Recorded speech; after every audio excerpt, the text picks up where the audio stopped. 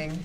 I'd like to call to order the meeting of the Regional School District 13 Board of Education for December 8th, 2021. Please join me in standing for the Pledge of Allegiance. I pledge allegiance to the flag of the United States of America, and to the republic for which it stands, one nation, under God, indivisible, with liberty and justice for all. Should be here.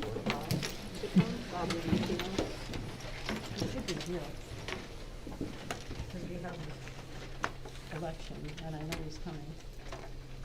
All right, so the next item is election of officers. I was going to proceed, but there's a motion to postpone until Just to our hold. 10th member arrives.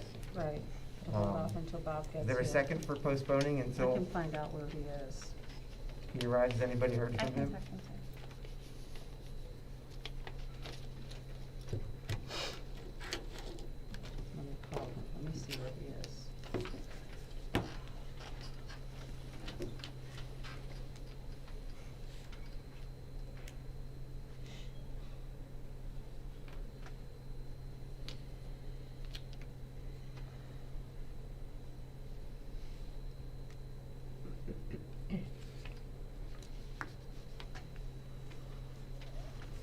Bob, are you almost here? I hear him. Okay, yeah, he's almost here. Okay, yeah, because we are waiting. Well, we're waiting. If a majority, do you think we should wait? Is that Yeah. everyone okay with waiting? I'll second the motion then. Okay. Snow is not accumulating, no worries. Did he say how much time?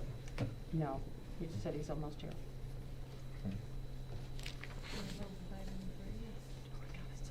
What's that? Do you want to move ahead with the agenda? I think I'd like to wait. Yeah. We don't want the responsibility, Doc? Well, you know, as several of us learned today, there are superintendent responsibilities and there are board responsibilities, so. Wow.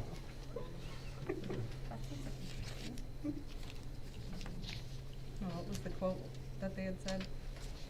Was it, I can't remember, what was it, stay in your lane? Yes. We revised On it both to- sides. That makes sense, makes a lot of sense. Had a good laugh. No, that makes sense.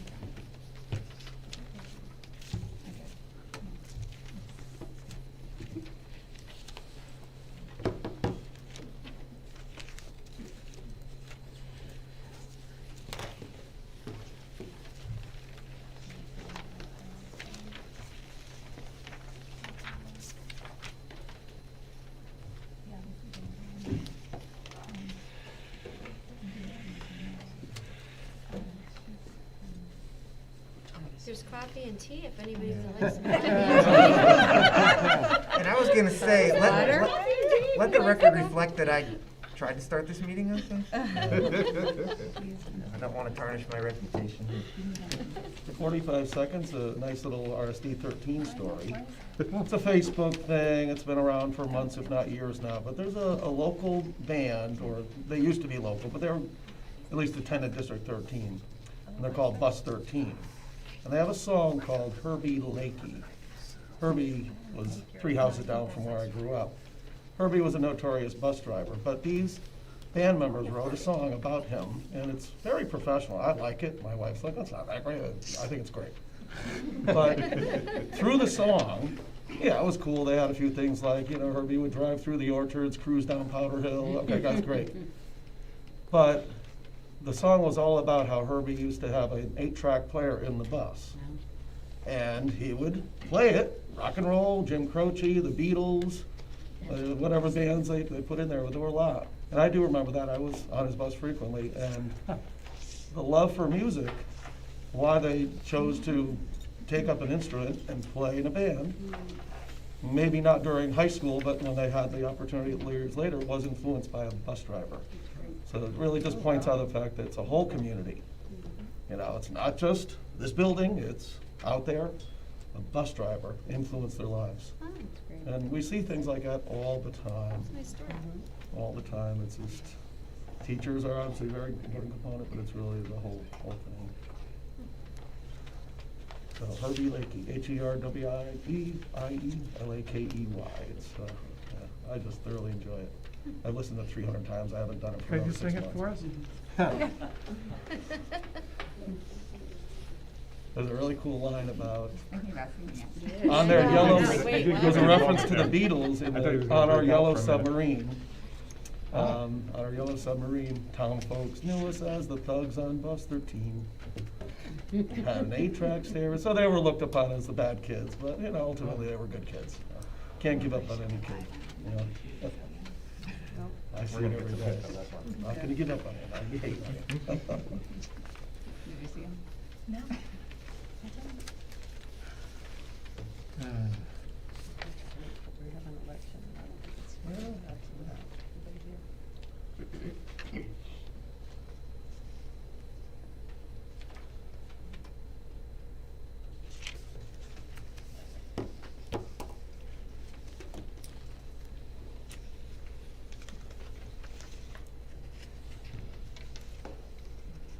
Only to keep my house quiet for children.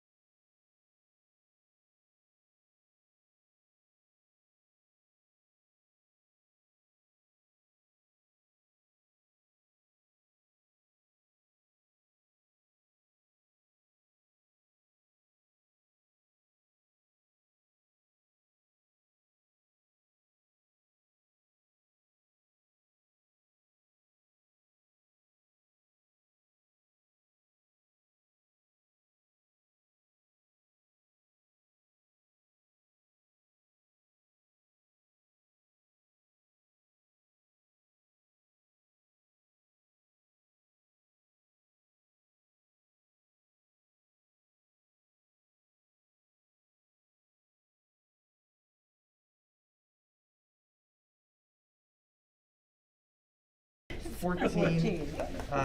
Now, proclamation is, oh, you got it too? So you're going to read it? Yes. Oh, thank you.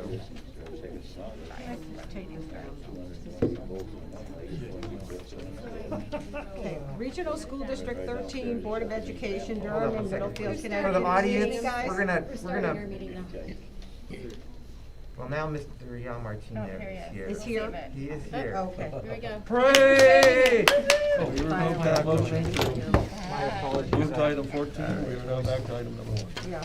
All right, thank you everyone for your patience. So we are now on item 2, election of officers. So we will first elect the officer of chair.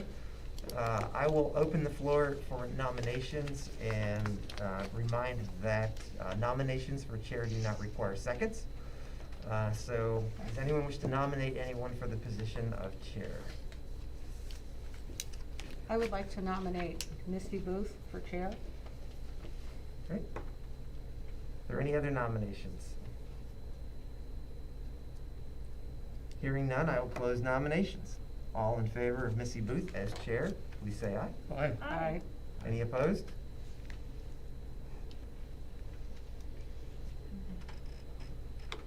Okay. So the motion fails because it's 5-5.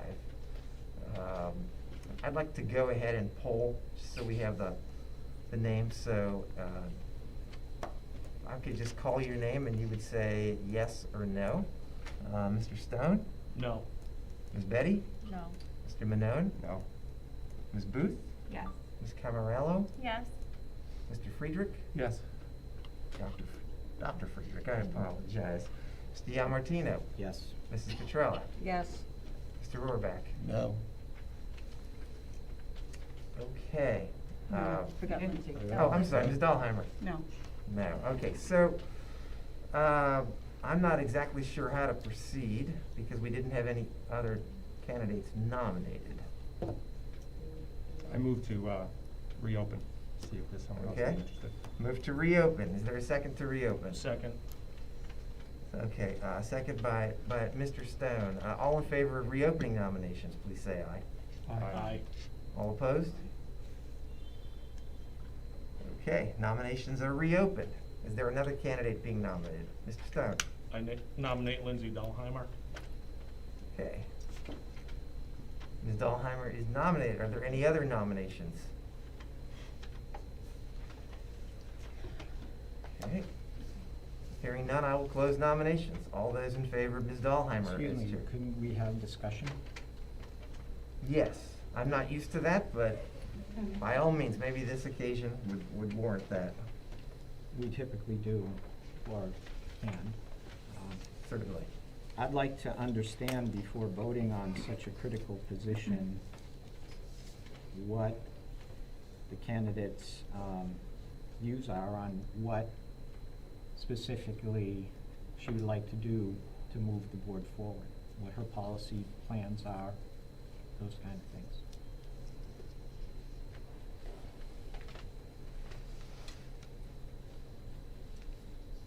Well, I thank you for the nomination. In respect to the district, I really feel as though I have this time. I have the commitment. I serve on 2 boards within Durham. I have a lot of support in order to do this.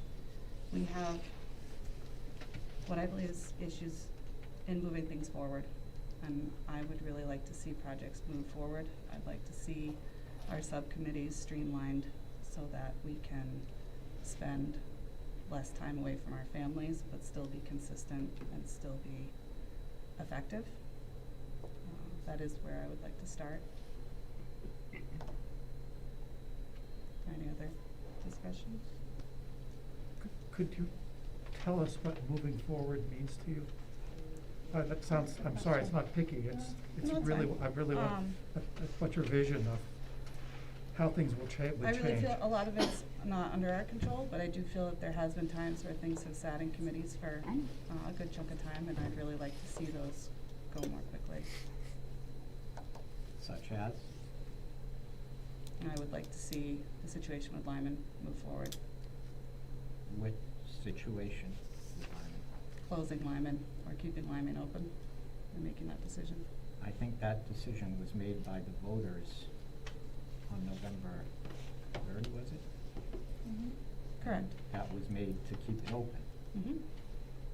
I think that decision was made. Correct. So what does moving forward mean to you in that? We need to find the next steps in order to either fund the building or To fund the building? go back to the voters.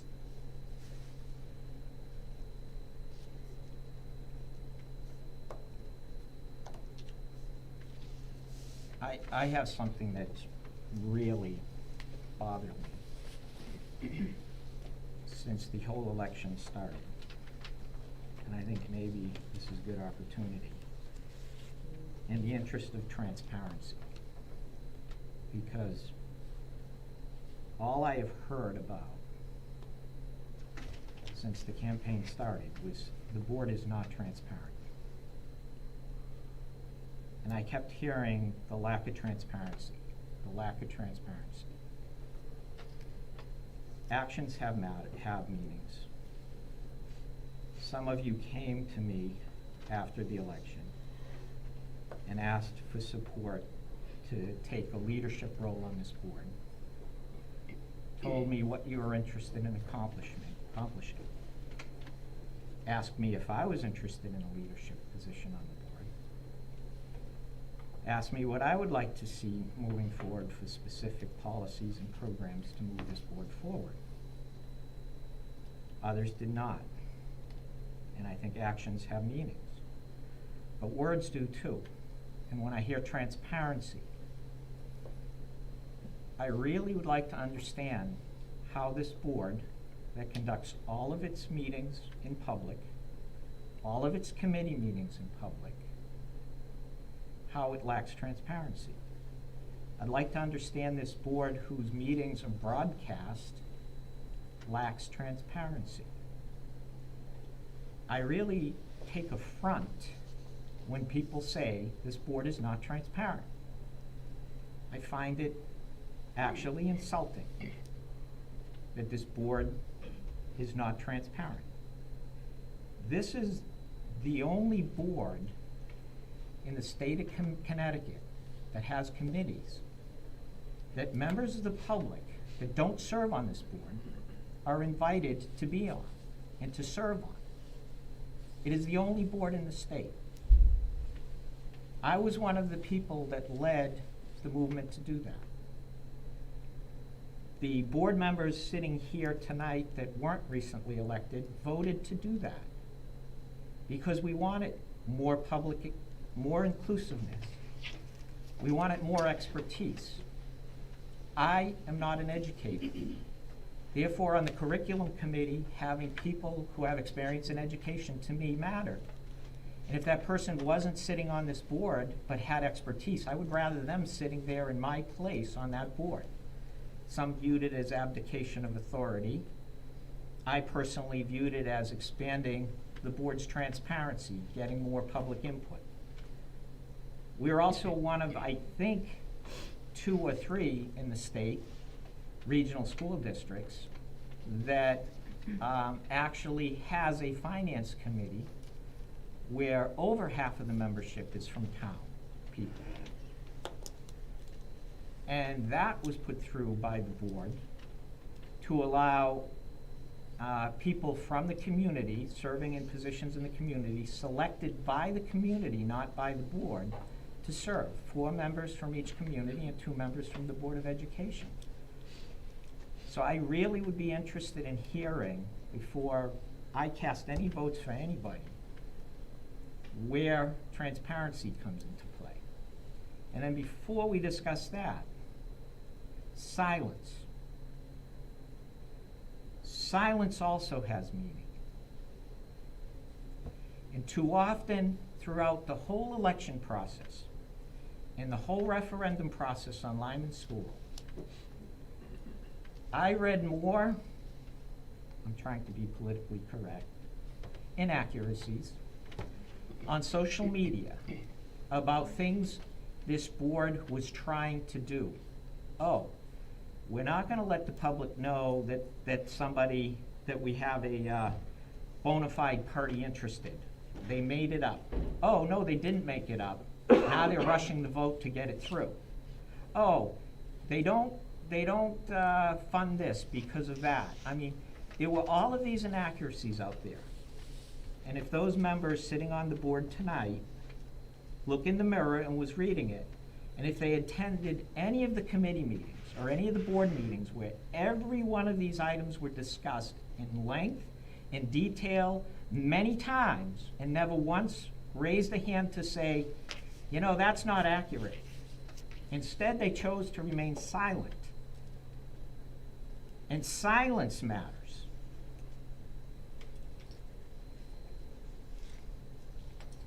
Silence often says as much, if not more, than words and actions. And I'm very, very, very disappointed when I'm told the work I am doing and 10 other volunteers, and let's be clear, we're all volunteers on this board, the work that 10 other volunteers are doing, and the dedication and the work that I see our administrators and our staff put in, and the work I see our teachers do, continually being badmouthed in social media, and sometimes I feel like I'm one of few that are actually saying things to counter it. Awfully frustrating. So now you're in a position where you're on the board that's going to do that. So I'd really like to know, what did you mean by a lack of transparency, and what specifically are we going to do to improve it? I also see that we've got a lack of fiscal responsibility. What are we going to do about that?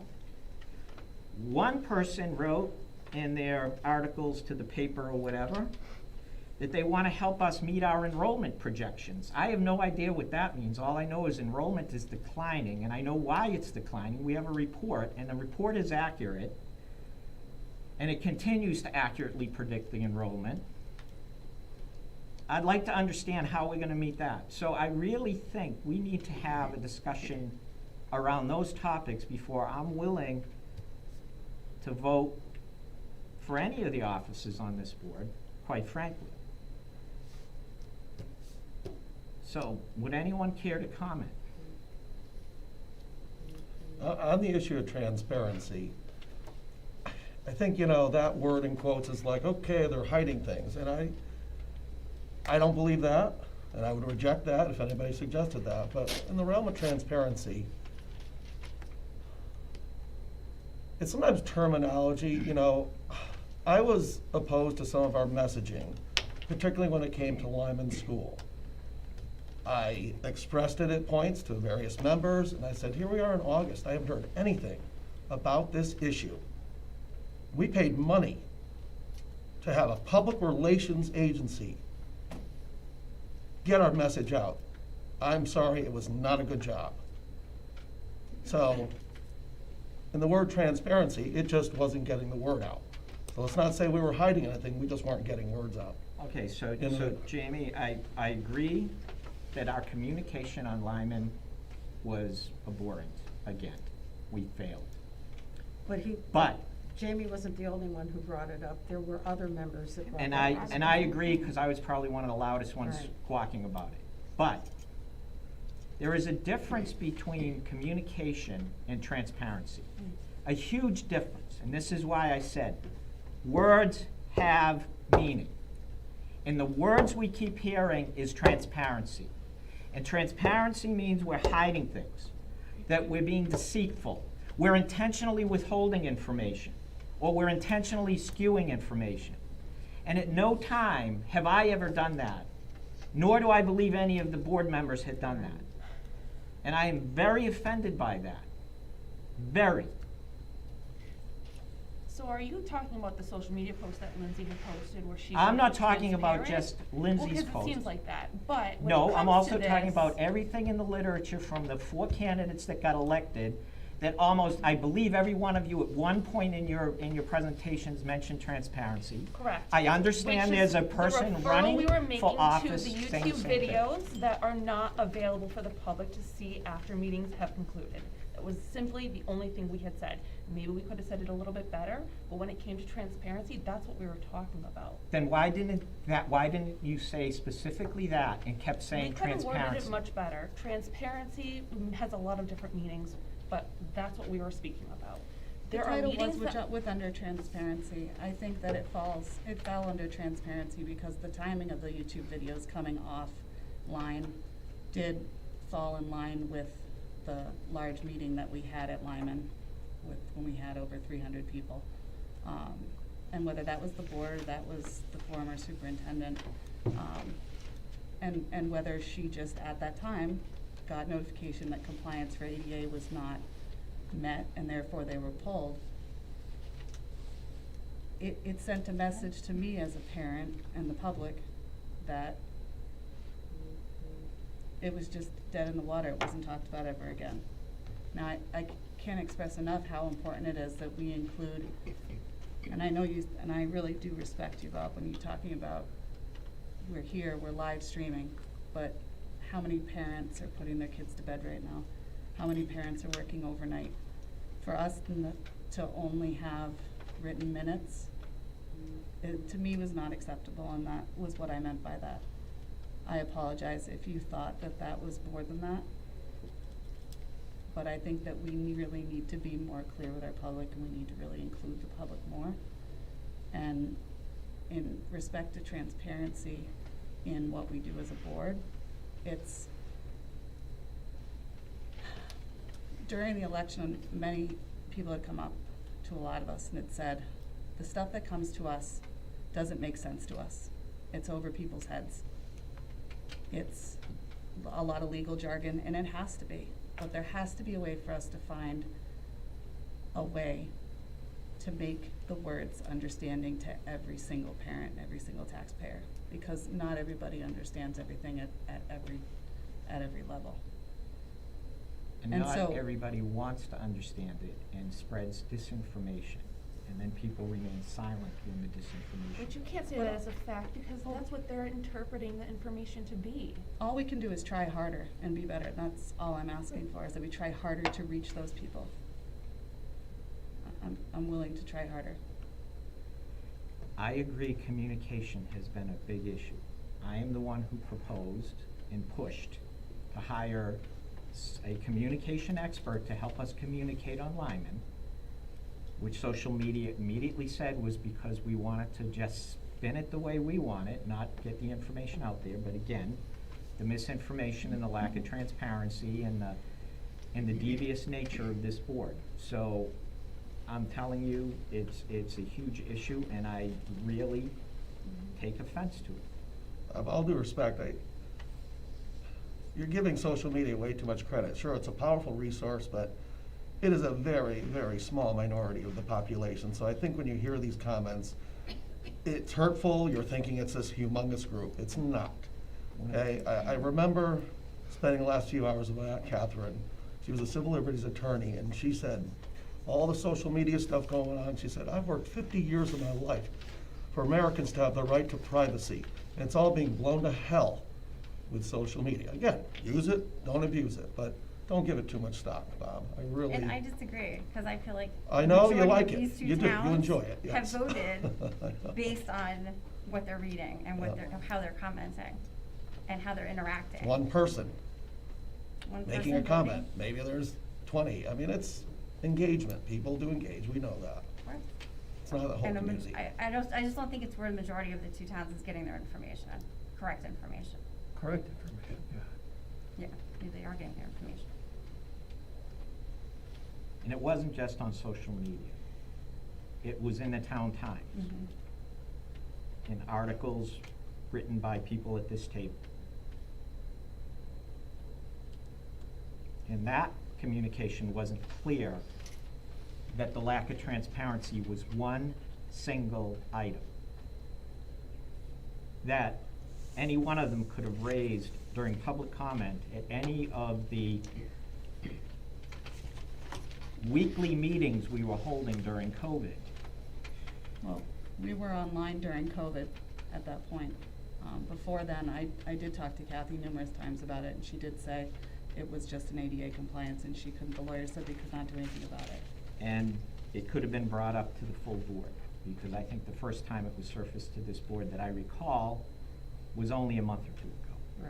Right. I had asked Kath about it, and I don't remember whether it was before or after I got on the board, and she told me it was an ADA thing, and so I respected that because she's our leader. I did as well. And agreed with it, and that's what we pay him to do. So Yes. it's not that we've all ignored it, it's that we asked and maybe we should have pushed harder, but we didn't. And in regards to communication, I think it's not only a social media thing. Just this week I got many, calls or texts about, what's going on with this, what's going on with that. Instead of parents reaching out to the schools, they're reaching out to each other and getting misinformation. And that's how rumors get started, and that's how misinformation gets spread. And you wonder where the kids get it from. And it's from what's going on. So, I'd love to be here all night, but I really don't want to be here all night. So it's 7:32, and so either we need to vote or we need to do whatever. And if we got to pull straws, let's pull straws, because we need to move Right, on. and so procedurally, this is where I think we are, and this is what threw me for a little bit of a loop. Typically, this is like my 13th year doing this. If there's more than one candidate, they both get nominated out of the gate, and then we vote for a candidate name instead of yes or no. But currently, because of where we are, and we can go back to that in a minute, seeing how this vote, there is a nominee on the table, it's Mrs. Dahlheimer. So is there any further discussion before we call for the vote on Mrs. Dahlheimer as chairman? I'd just like to say that I respect that she wants to do it and that she has time to do it. However, I think being a new member of the board, I'm not sure that it's the right thing. Any other discussion? Okay, on this one, I'm just gonna start with Mrs. Dahlheimer, just say yes or no. Yes. Yes. Mr. Rohrbach? What? Say it again? This is for Mrs. Dahlheimer to be chair, yes or no? Yes. Ms. Petrella? No. Mr. Gianmartino? No. Mr. Friedrich? No. Ms. Camarella? Sorry, no. Mrs. Booth? No. Mr. Manone? Yes. Ms. Betty? Yes. Mr. Stone? Yes. All right, motion fails, 5-5. Okay, so, a little bit unusual, but I'm gonna go back and open the floor again. If we have no nominees, then I'm gonna move to adjourn the meeting, because we cannot have a meeting tonight without a chair. And we have a lot of important business to get done tonight, so I'm hoping that doesn't happen. My understanding of the rules, and you guys correct me if I'm wrong, as I understand them, is if we have two nominees and it's 5-5, then it is flip of a coin that will determine the chair. Which is pretty unfortunate. Very. And it shows that we're divided coming in from the gate. So let me once again Out of the barn. ask if we That have was totally nominations my for first chair from the impression floor. of it. Okay. I'd nominate Lucy Petrella for chair. All right, I nominate Lindsay. are there any other nominees? Can we nominate people even if we don't know if they even want to do it? I don't even know Interestingly how enough, this you goes. can. They would say no. They can deny the nomination if they're not willing to serve. Does it take away from the other nominations? I'm just not sure of the part of it. We because still I'm need a not seeing majority behind us. for chair. So if Okay. there are 3 and we don't get a majority, then we have to go back and start over again. So if I nominate Bob Gianmartino, would it then be gonna split the Lindsay? vote. It splits it? Well, That's it's what I'm gonna- trying it's to gonna figure split out. it by I'm 3. confused. Yeah. Okay. You still need 6 votes Can we for ask a questions of chairman. Ms. Booth, the other candidate? Why are we Well, bypassing that? She's currently not nominated. Okay, Because she so- lost without discussion. We could We have back can't- then, if she's Okay, nominated If you'd again. like to nominate her, Jamie. But currently, just so I'm clear, we have 2 nominees. No gotcha Petrella questions. and This is Mrs. Dahlheimer. Information, we need information. Do we have any other nominees? I'm sorry, the nominees are Lucy, Yes. and Bob, were you nominated? No, No, because it, you yeah. did not nominate. Nope, sorry about it. No, no, that's okay. I would have politely declined. My responsibilities right now with the town and my job and my family, this isn't the time for me to do that. So, thank you for your vote, but, confidence, but thank you. All right, are there other nominees? All right, hearing none, I will close the nominations. Is there any further discussion before we vote? Could we do it by paper ballot? No, you have to state who you're voting for. You can't do it by paper ballot? You mean like a secret ballot? You just fill out a piece of paper and they get counted, yes. It's not secret, it's. Well, as long as you put your name on it, I don't know how that's any different than going around. Why do we have to have our name on it? We have to have a record of who votes, that's any vote of the board. We have to have a record of, put in the minutes who votes for what. Victor does have a vote. I'm sorry, I'm not totally clear on what's going on. Do you Let have me a vote? Let me explain. Okay. I, realizing that my resignation letter was ambiguous, asked the previous chair, asked Bob Moore to check with the board attorney. The board attorney said, yes, it's ambiguous, you must clarify it by giving a time. Any time is legitimate. I felt that it was better for me to participate than not. And so I chose, I have submitted a letter now 2 weeks ago to the chair of the, then chair of the board, that my resignation time is 11:59 p.m. So my understanding of the information from the attorney is that I am indeed still a member of the board. Hopefully we're not here that long. And I'm sorry. I don't want to be in the middle of this. My reason for wanting to do it was, first of all, I thought it would send a message for me to drop out. And secondly, you know, I know some of you. I've talked to Lindsay a little bit. And I felt that the experience that I have had on the board might be helpful. So I'm a reluctant volunteer. All right, any further discussion? All right, Is Lucy okay with this? That's the question I have, because this has been a bit back and forth in my judgment. No, I'm okay with this because I have actually been thinking about being chair because I do have the time. I'm retired. I've lived in Middlefield for over 30 years. I'm also a retired educator. And I've been on this board for over 6 years. I've also been active in my community on other boards and commissions.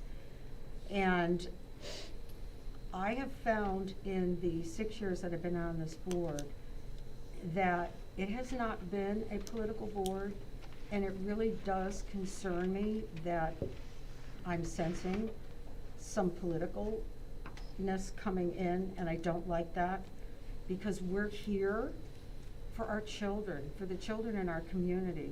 We are here to do the best that we can. Do we always do the right thing? No, which is why we go back and we tweak. When an issue comes up, we look at it, we try to make it better. Let's talk about the videotaping of the meetings on YouTube, okay? I didn't even realize that they were on YouTube to begin with. And when the discussion came up, which has really been very recently, I had intended to bring it up again to find out how else we could get communication out to the public. Yes, we either through the meetings that we have here live, trying to get them out where people can get online like they used to before, because there are still people with, you know, concerns about COVID and not wanting to come out, so that they could also have some input in these meetings. When I first got on this board, the first thing I did was I looked at the minutes, because I used to take minutes for other boards and commissions, and I said, I should be able to read those minutes as though I were at this meeting. And that's exactly the way we're getting our minutes. You don't have to be at the meeting It's all in there in the minutes. And the minutes are available at any time, once they're posted online. So you don't have to worry about whether you're working and you can't attend a meeting or not. Are there other things that we need to look into? Yes. Do I think communication is the best it can be? No. I don't think it's awful. I just think it needs to be tweaked. And what I have found on this board, that as issues come up, we look at them and we say, oh, okay, let's take a look at this and let's discuss it. Do we all agree? No. But it never becomes a political thing. And I've never, as a matter of fact, I've been on this board for 6 years. I couldn't tell you which party people belong to. I only just found out recently. Because I don't care. That's not why I'm here. I'm here, and I don't even care if you're from Middlefield or Durham. I'm here because I want the best for our children.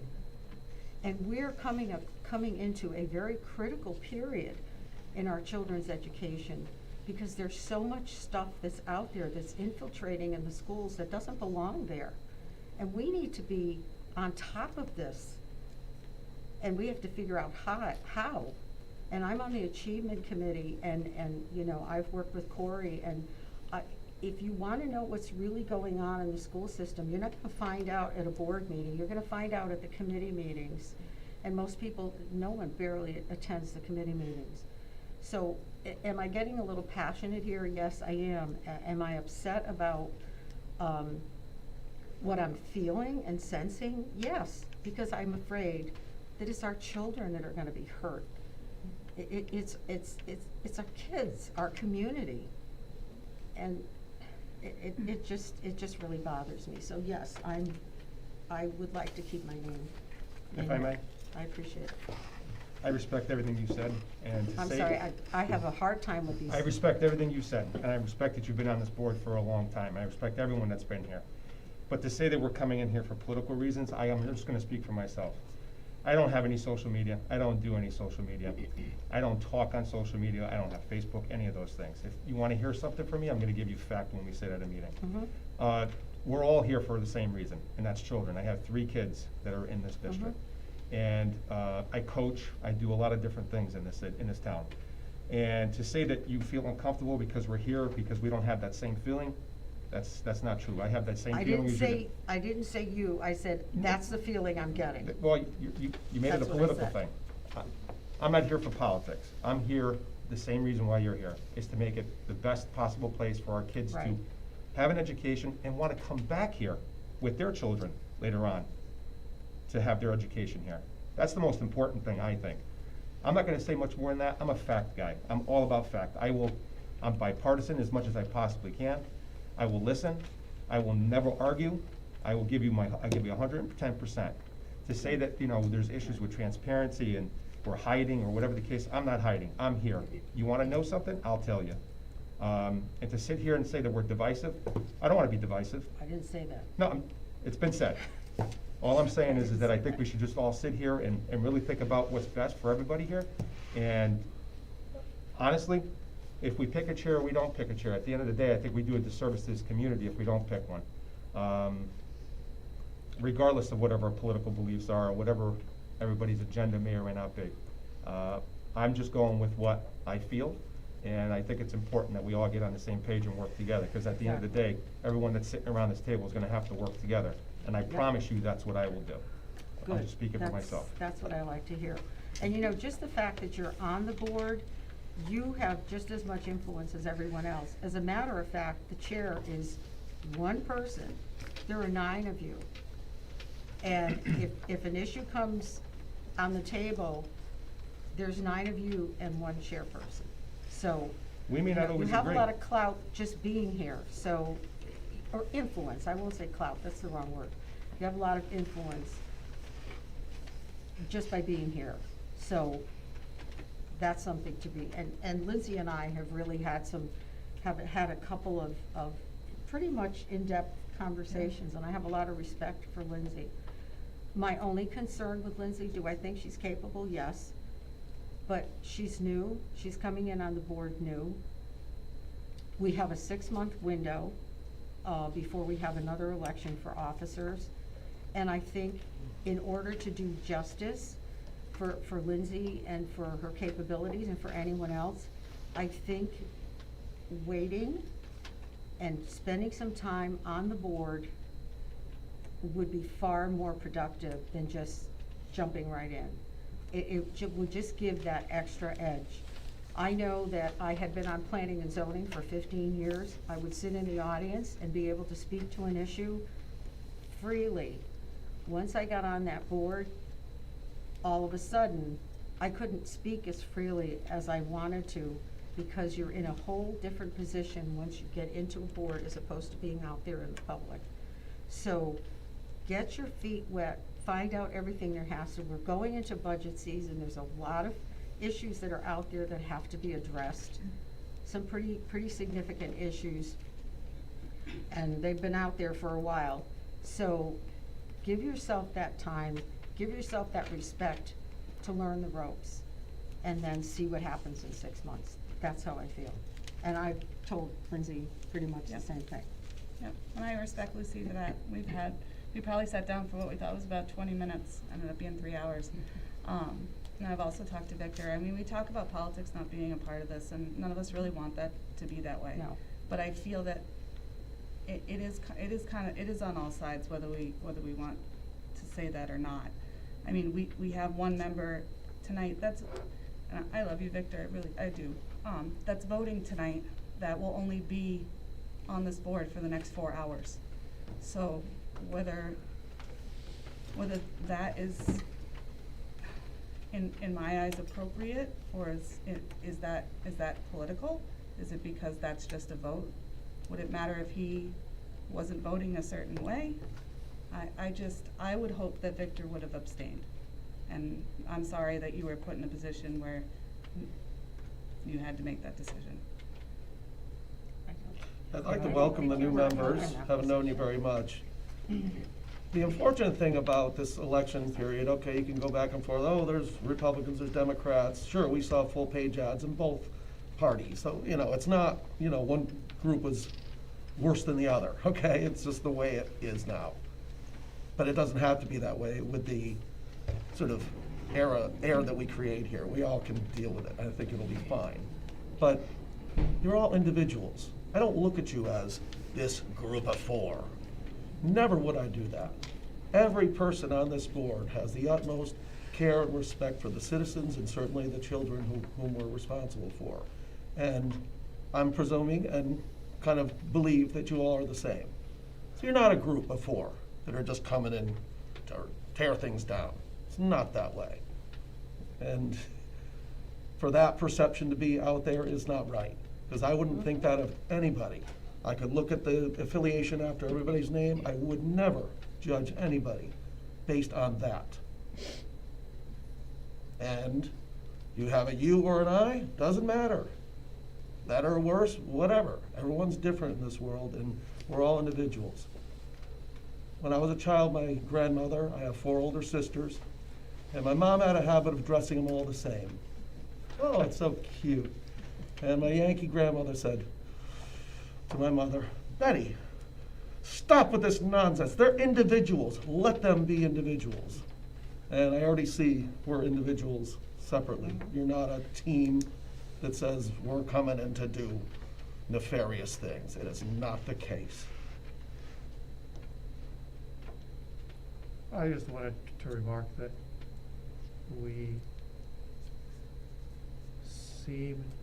this is our first experience of having board members come in an open election. And we've all discovered that the open election process is different from a town meeting process by a long shot. In the current environment, there's just a lot of anger, and it seems to come out. We're learning how to get past that. And it's a difficult thing, I think. We're all facing this issue. Somehow we've got to wash that stuff away and move on, especially since, well, there's just a lot of people are just upset. You know, we're all mad about COVID, one way or another. We're just mad. Our lives have been disrupted. Some of us are better than others at differentiating their anger. But I just wanted to clarify with you, Lindsay. I called you, or I texted you, I think, to ask you to call after I had spoken to Lucy, and Lucy had told me that you were concerned that I might not be here. And when I spoke to you and explained to you what the lawyer's instructions were and what I had done, I had understood that you actually didn't want me to be here. Was I wrong in that? No, But you expected that I would abstain from voting. I didn't think you'd be in a position where you would have to vote. I figured that you wouldn't need to, so I was apologizing for I was you. hoping that I wouldn't be either. So I just have to say that, in explaining my own vote, one of the things that I discovered in getting on the board, I've been thinking about this, you know, it's 7 years, 7.5 years. Or is it 8.5? Time flies. What a tremendous roiling cauldron education has been over this period. When you think about the things that the state has thrown at us, which have included new curriculum for language arts, new curriculum for math, new curriculum for science, and by the way, the challenge for all of us to train all of the teachers who actually don't know stuff that was being taught 4 grades later, don't know how to teach it. Perhaps some of it's not even appropriate to be taught at the ages it's being taught at. You can't trust, you can't trust, sorry, Corey, you just can't trust the education. They have no damn sense at all. And it's why I love you, Victor. But the fact is that we have struggled with that. We have spent a lot of money on it. Unfunded mandates, you know that expression, unfunded mandates? We live in unfunded mandate land. We are constantly making adjustments, retraining people, trying to get everybody on the same page in an organization, which is, you know, it's a big organization. It steers like an aircraft carrier, not like a speedboat. And that's cost money.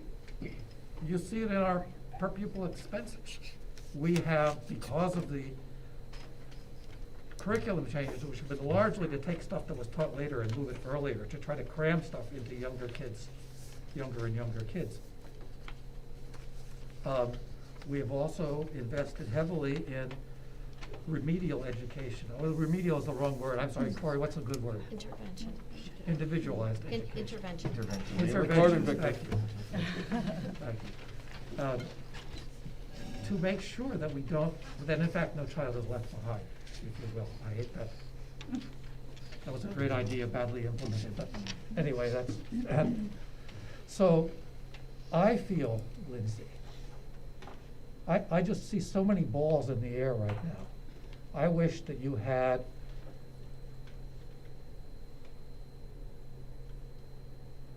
been a player long enough, because I don't think that you'll be a bad leader. I'm just afraid that we may drop some balls. And in your defense, I have to say that I know that Doug won't let that happen. No pressure. Jim won't let that happen. The We financial will balls. support whoever you elect as chair. And they won't let go We'll of, do you that, won't let yes. go of all the balls that we have, right? You're the master jugglers in this. And the same thing with Corey. You know, Corey's on top of all of the educational initiatives that are going on. So I don't think it's a disaster, but I wish that we could have somebody on the board for a few months chairing while you are learning the ropes. And I'm sorry that I won't be here in 6 months to vote for you. And it's, you know, I have to say that we all have to be grateful to everyone who volunteers to be on this field and to It's serve. not a bad position to be in, to have more than one candidate. Well, here's the interesting thing, That's a you beautiful know. thing, and thank We you for are volunteering. so Thank lucky. you for volunteering. We are so Now you. lucky that we have 2 groups in town which have the unfortunate names of Republicans and Democrats, but the fact is, our town committees are all concerned about making the town better, right? and we have different ideas about how to do it, and when to do things, and what comes first. But the one thing that they do, which is really good, is they find good people to serve on the boards. And you're right, Jamie. We're lucky that we have good people to serve. So I've said my piece about that, and you know,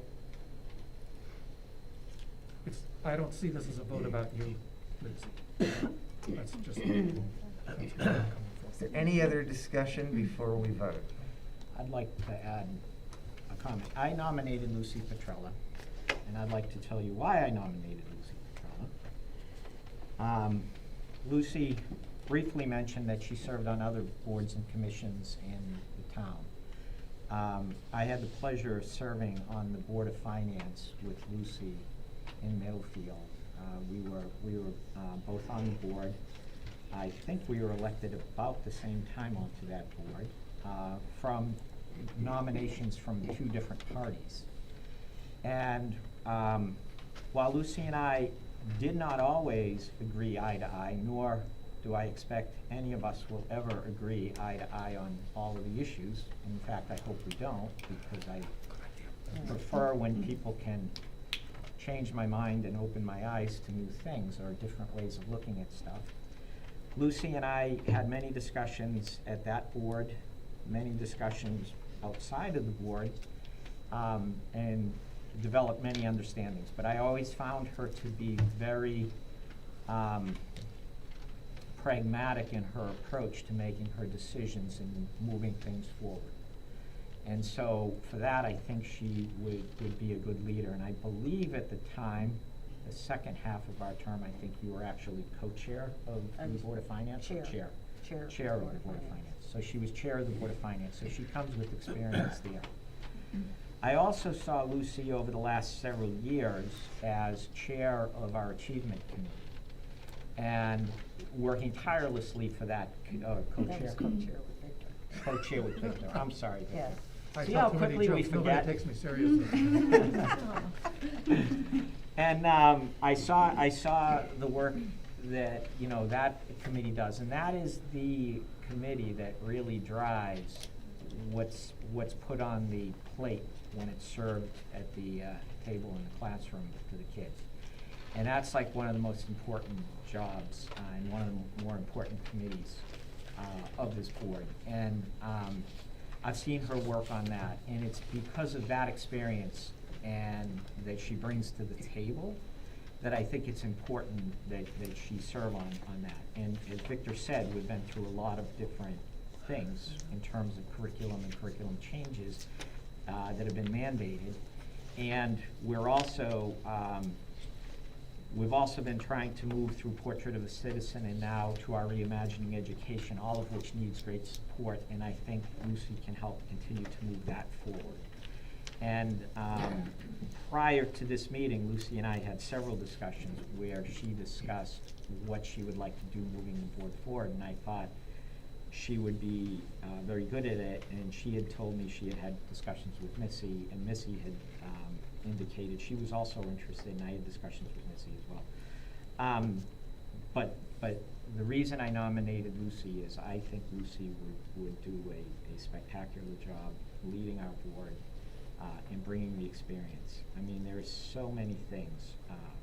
We have the Middlesex Transition Academy that we're responsible for, the pre-K programs, the programs for those that are developmentally disabled. We have all kinds of programs in this school, and Lucy's got her finger on the pulse of all of them, and that's why I think she'd be great in a leadership role. Because we really don't get do-overs on this board. We get each kid one time each year, and we gotta get it right. We don't get do-overs. So that's all I have to say. Okay, is there any other discussion? I'm just gonna piggyback what many people have already said, but I commend you, Lindsay, and you and I have had some conversations. I feel like I'm just starting to get to know you, and I think it's great that you want this position, and I'm excited for the future of the board with the energy and ambition that you have But I just wanna explain, like, my vote is for more experience, and purely just more experience, for the members where, that's needed. And I do, I really do respect where you're coming from, I do, and I certainly don't wanna be someone that watches any balls drop. I see a lot of people that can help that here, and I know that I could lean on people, and I know that even the past board have, reached out and said they would lend a hand in information and experience. In regards to both towns, I think out of a lot of people, I have a really good pulse on both towns.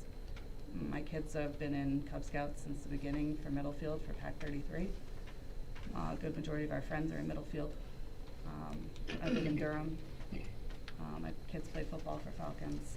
I'm on 2 Durham town committees, which I've really learned very quickly, not only structures of meetings, but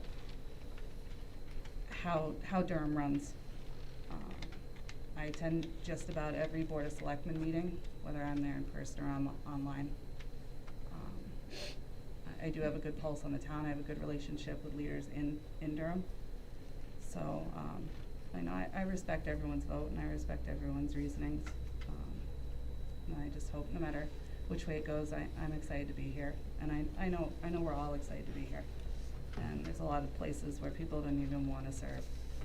We see it at the local level, on town municipal levels, where we can't get people to even want to be appointed to committees on a regular basis. So the fact that we all want to be here, and that makes me something really proud of for the district. Any other discussion? I need to clarify too, and just to be totally transparent. My issue, and it's such a painful thing, because I love and respect Missy. I'm not Both- even in a picture right now. Both you, don't I know look that, it up. but I want to explain, okay, because I don't want bad feelings to happen over the months, and I feel it I already. have no bad feelings. I have a bad I feeling. feel at it already. 8:02. Yep. My issue was time to devote to this. We're blessed, you have committed time, you've already attended CADE meetings, wonderful. I've never done that. You've attended committee meetings. So I see a level of commitment. It's a good position to be in. And we're blessed also that you will devote a lot of time and want to. So that's not a bad place to be. It hinges on me. It's not hard to figure out. I'm the person here who can either say you or coin toss. It's not hard to figure out, because I pretty much see where it's at right now. Do we want a coin toss? I think we still need to go around and vote. Maybe somebody's Yeah. gonna change their mind. Okay.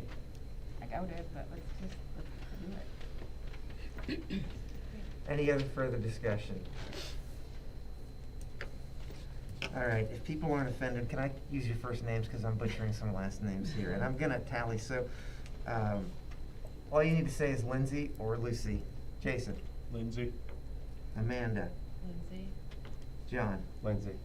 Missy? Lucy. Maura? Lucy. Victor? Lucy. Bob? Lucy. Lucy? Lucy. Jamie? Lucy. Lindsay? Lindsay. Okay, by a vote of 6-4, Lucy, you are the chair. Congratulations. And the words I've been dying to say for like an hour, the meeting is now yours. I very humbly take this position, and I feel emotional, which I'm not gonna get into, so I'm gonna move on. Well, last, Lucy, you'll feel just overwhelmed real quick. Yeah, well. And can we all say you this know. was entirely unexpected? Everything. Wow. That's the way it rolls. And I will have to say though, I'm really impressed with all of you, because this is how our board has always worked.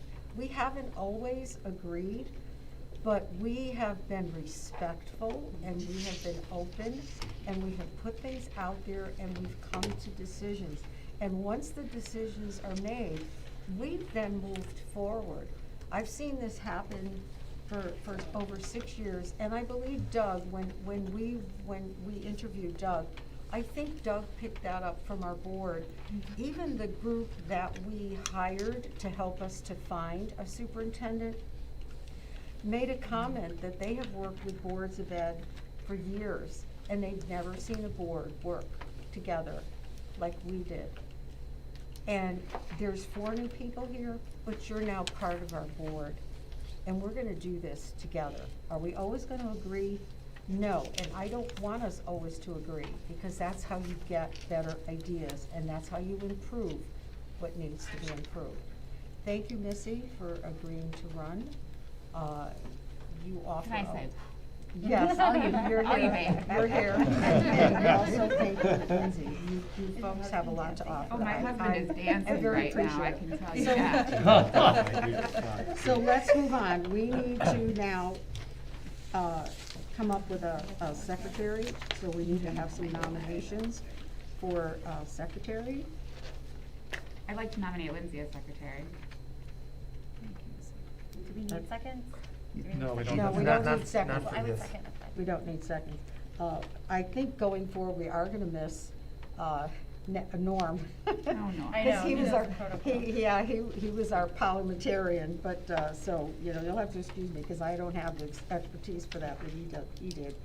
Are there any other nominations besides Lindsay for secretary? Any other nominations? Okay, nominations are closed. I believe we don't have to vote. We have one, You still have to vote. we still have to vote. You did. Okay, so then, let's go around the room. You You're can do better at voice, names you than can I do am. voice vote.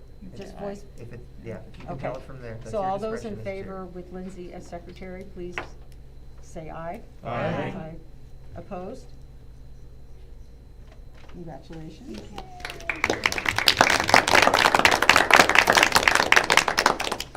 And the last piece we have is treasurer. We need to have a nominee for treasurer, and I'm not sure who might be willing to step forward. So I was looking at the committees, and you're on the finance committee? Yes. So is it something that you would be interested in doing? Yes. Yes. Then I nominate Jason. Okay, Jason's been nominated. Any other nominations? Any discussion on it? Discussion? I think Jason's a perfect fit for it. He sits on the finance committee already, so. And now, if and you he's get a this, you're the swell chair. guy. Yeah. Congratulations. No problem. Any other comments? No? Okay, all those in favor of Jason signify by saying aye. Aye. Aye. Opposed? Congratulations. We're all back together. Item number 3 is approval of agenda, so I need a motion, and it goes on both sides of the paper, I'll make a motion. to approve the agenda. Oh, Second? seconded. All in favor? Aye. Aye. Opposed? Okay, item number 4, we have public Oh, comment. I'm Oh, sorry. You went quickly on committee reports. Okay. Regarding finance committee, could we just add finance committee because Middlefield voted for a member to join that committee? I just want to bring it to the board's attention. We can't vote on it tonight because it isn't on the agenda. But I'd like to amend the agenda to at least mention finance committee and a new member from the town of Middlefield. Okay, do I have a I second? think for that, can that be in the communications, Bob, since we can't vote on Yeah, it? yeah. I could put it into I communications. think that's a good, Yeah. that's, All right. Oh, Then you're I- gonna put then it I in as withdraw- Then I communications? withdraw the Okay. amendment to the agenda. Okay. Item number 4, public comment. We have a few people. Does anyone want to make a comment? And we just Yeah. want to make sure it's, public comment is on agenda items for the first section. Understood. So I have asthma, so I'm back here, 6 feet away from everybody. I'm also a certified teacher, so I'm good. I got the teacher thing going on. All right, so my understanding is that Your name, there's sorry, Can we your have your name and name, town? please? Rhonda Riggett-Stevens, and I live in Durham. So, I'm really excited about the new board. Can I ask the chair if I could just have 6 minutes to begin with, so I don't get cut off? Is that okay? Would you give me, can I just ask ahead of time? Well, Just because we really have taken an awfully long time. If you can try to keep it as close to 3 as possible, okay, and if please. I need extra, I'll ask. here and I'll start my timer.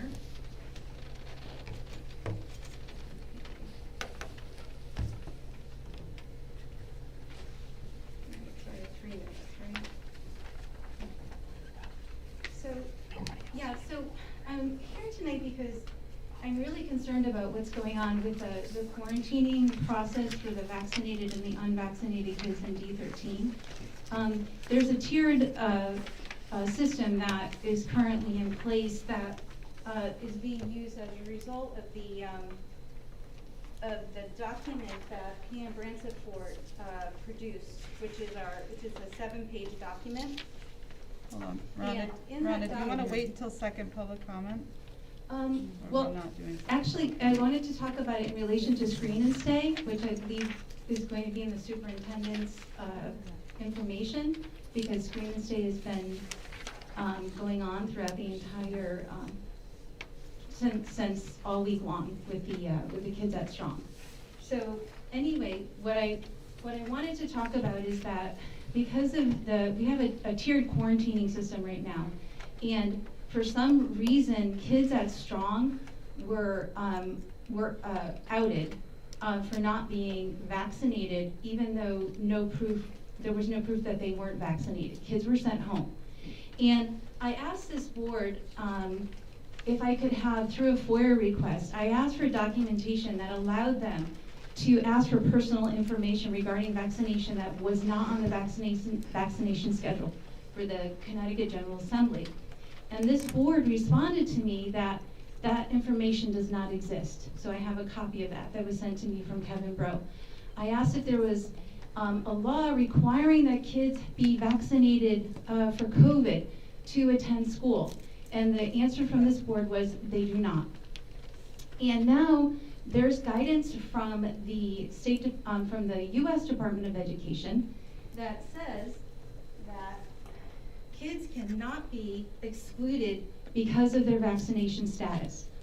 So what I'm trying, now, if you look at the document that Pam Bransford created, I believe at the direction of Dr. Shook, it states that there is a tiered vaccination quarantining system in there. And so that's the first thing. So that's the first problem. I would like the board to investigate that. I would like the board to please look at the 7-page document created by Pam Bransford and decide whether or not that is legal based on direction from the U.S. Department of Education. The second thing in that document that is of great concern is that it says that the school can ask a student if they're vaccinated or not, and the answer can be yes or no. Well, the point is that that document is misleading because kids don't have to answer, and parents don't have to answer. There is no law that says that someone has to answer.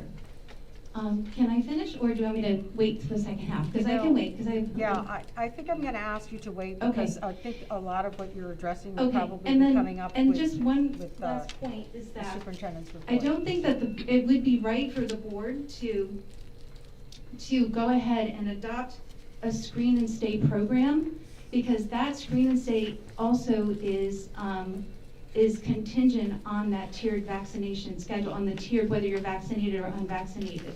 And so it has an illegality to it at its core, which I know is about to come up as part of the presentation. So, and I'll hold the rest of my comments for afterward. Thank you. Thank you. Thank you. Any other comments? Anyone else? What are we allowed to speak about now, just what's on the agenda? I don't have the agenda. Can I make a comment about the YouTube videos?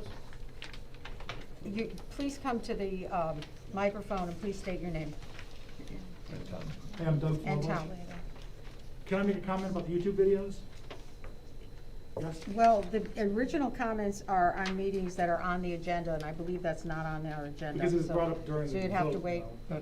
That's for not an posting. item on the agenda, though. Right. It's a The vote, was the discussion. vote on the agenda? A vote? The vote. The vote we just took, wasn't that on the agenda? The board took was on the agenda. Yes. Yes. So, I think Mr. You mentioned the transparency. I wanted to just clarify something about the YouTube videos, how those were not transparent at all. Okay, that just came up in part of our The agenda discussion. is I this think I'm gonna ask document, you it's to not the wait. things we say. Yeah, I think I'm Would you like gonna wait for the ask second you, part? I'm Yeah. gonna ask you to Yeah, wait, thank you. yes, Thank you. please. Okay. Any other public comment about things that are on the agenda right now? Okay. We'll go to item number 5, approval of minutes. We need a motion to approve the minutes of the regular meeting on November 10th, So moved. 2021. Have a move, I'll and a second. Second? Do we abstained Yeah, from these, in correct? that case. Yeah. Right, Okay. yep. I have a correction to Yeah, that one. discussions. I've got you. You got my And back. I even emailed Meg, but she said I had to wait and say it at the meeting. Okay, Thanks, so, Meg. It had already been posted. page 4 of the November 10th, 2021, the second to last paragraph, first sentence says, Dr. Shook wanted the board's agreement to move forward with spending the money to get the new numbers, and Mrs. Booth added she didn't feel there was an option. And it should say, Mrs. Booth added she didn't feel there was another option. Another option, okay. That's it. Okay. So, we have a motion to approve the minutes as amended. Just one Another procedurally, thing? Yes. you're allowed to vote to approve the minutes if you weren't at the meeting, if you read them and you agree with Right. them. Yes. Okay. You're allowed to vote. Oftentimes, when members aren't at a meeting, they abstain, but it's. Yeah, I it's- think they, We They we were- probably won't need you, but please. Yeah, I've read them, so, that's not good. Yeah. so those in favor? Aye. Say Aye. Aye. Opposed? Abstaining? I said aye. Abstaining, okay. So 3 abstentions. Just 3 abstentions.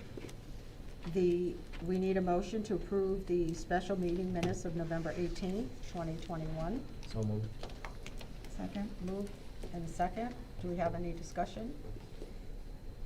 No? Victor, last chance. Hey, I wasn't at the meeting and I'm going to Oh, abstain. I'm going to abstain. okay. Okay. All those in favor? Aye. Opposed? Abstaining? Yes. Abstaining, okay. Our next board meeting is on January 12th at 7 p.m.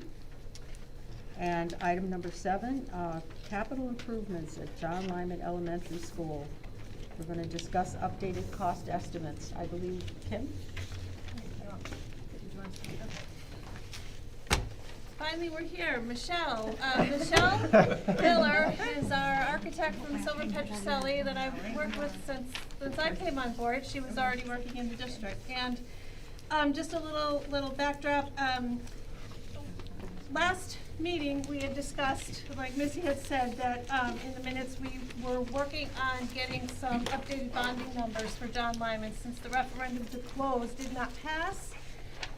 The board had asked us to look at the numbers. It was well circulated and put out there. Hopefully people read that the numbers for the capital improvements were old numbers. And in order to move to a bonding situation, you need to have accurate, good numbers. So we had to then, the numbers we were working off were from 2014. And the reason they were so old was because the thought was there in 2016 maybe, that Lyman was gonna close. Lyman was going another year. So no work when the rest of the district was studied to be able to accommodate a closing of Lyman. Lyman was not studied, for obvious reasons. So we needed to get some updated numbers. So reached out and in a 3-week turnaround, maybe that's even generous, it might have even been less than 3 weeks, Silver Petrocelli was able to get us a great study. They were out there, they, I said to her, give me a couple different scenarios. Let me know what it's gonna cost for emergent needs to be fixed, which is kind of what you've heard me talking about for a while. Let me know what kind of all-in, which would just be, what is identified as capital needs. And while you're doing it, let us know what Renovate as New would look like, because that's a state reimbursable program, school construction. And, if you're gonna be putting in a large investment, maybe you can do better for the same amount of money. So that was a big undertaking that they took on. And I'll let Michelle speak for herself in a minute. But I distributed her study around. And you'll see the one that's stapled has got a bunch of different, numbers and priority items. And then the other one that looks like this is the renovate to new. So I just want to say, I know it's tight turnaround, it's quick, but if the board wanted to move towards a January referendum for bonding numbers for Lyman, which would be imperative because we would need to build it into our budget, a decision would need to be made tonight on the options, because then that is what is going to go to a district meeting. So anytime you have any kind of vote, you have certain timelines you have to follow. It's a 5-day district meeting posting, and then it's a 30-day warning of the referendum. That pushes us all the way into January. So it might, and you may choose to say, not ready. But this information is presented for you tonight because we were asked to do so. Let's see, and I think that so Michelle, if you wanna, if you guys wanna take a look, actually, I will speak a little bit longer. I had been talking about a 2.8 million emergent bonding need at John Lyman, and I'm happy to say that Michelle's figures came in at 3 million for the same items that I had identified. Right, so, but with a qualifier. The qualifier is, Silver Petrocelli's threshold for emergent is a lot higher than the one I took. The one we took was school will not open tomorrow if this breaks. Silver Petro said it's life safety. So there's two different things. So their number one items are significantly less than mine, but their number one and number two are right on with mine and bigger because they found additional things. So we were very close with that. The total to do everything, 6.5 million, and a renovate is new. We were looking at as a 6.37. Yes. I won't be long with this, but I think it's important for you to know, because Kim and I have discussed it. This timeline is very aggressive, and I repeat what she said. If you guys aren't ready to move this forward, then let's not. But we looked at the board calendar, and we have a retreat scheduled for the 22nd of January. This timeline would allow us to know, if you are to adopt it and follow it, would allow us to schedule that referendum probably on the 18th and go into that retreat knowing the outcome of that referendum. And my feeling is, if it was the following week, then I would want to change the date of the retreat, because I think it would be hanging over our heads and there'd be too many unknowns. And so I'm not pushing you on this, it's just that's why we're so aggressive in the timeline. Thank you for letting me say that. And depending on which option you may choose, could result in either like a 0.3% increase in the budget or a 0.8. So that could be significant. So we would want to know the difference to build that in. So without further ado, I'm sorry I talked so much. Michelle Miller. Stole all my thunder, really. I know. Repeat it, because I talk fast. Yep, so I did work on the study for all the other schools, so I was excited to kind of get to Lyman and finally see that one. And it's, it's in pretty good shape, nothing too alarming. We looked at the site, so that's the first sheet, and there is over, $1 million there. The parking lot is probably the most concerning. It's kind of not there's only one point of entry and there's not a great separation, so that's probably the biggest price tag there, to redesign that front entry. And then it's just upkeep with all the fields and the playgrounds, and then also address a lot of ADA issues. There are some throughout the site. And then on the exterior, we have like some exterior doors, some other code kind of things with railings that are needed, and that's what we kind of look at as life safety. But then additionally, our number twos we also feel are pretty important, and they're usually ADA issues that need to be addressed, and this is common in 1960s buildings. There was a renovation there in 1995, which predates the 2010 ADA code that we use. And then interiors, we have the main big concern I had was with the gym doors. They're extremely hard to open, and I think those should be addressed right away. The rest of our twos are, again, all ADA accessibility type issues. And then also we have like the asbestos flooring in there, ceiling tiles are on their way to need replacement. And then if you're gonna do a lighting project, that's like a great project to do together. And then we also have with plumbing on the next sheet, again, a lot of ADA issues, your drinking fountains, your restrooms. And then moving on to mechanical, there'll be, there's a bunch in there to kind of revamp a lot of the systems there. There's a few number ones for exhaust and makeup air. And then electrical, our only number one was with the fire alarm, but that's on its way out, its life expectancy, and then we have a lot of number twos. So number twos we look at as a high priority. We say those should be replaced within 1 to 3 years. Number 3 is really 3 to 5 years, and then number 4 is 5 to 10 years. So we kind of look at this as a 10-year plan. Keep in mind these numbers do not have escalation on them, and escalation tends to be increasing at a faster rate these days. We typically would say 3 to 4%, but lately this last year has been alarming, to say the least. A lot of materials are not even able to get in time.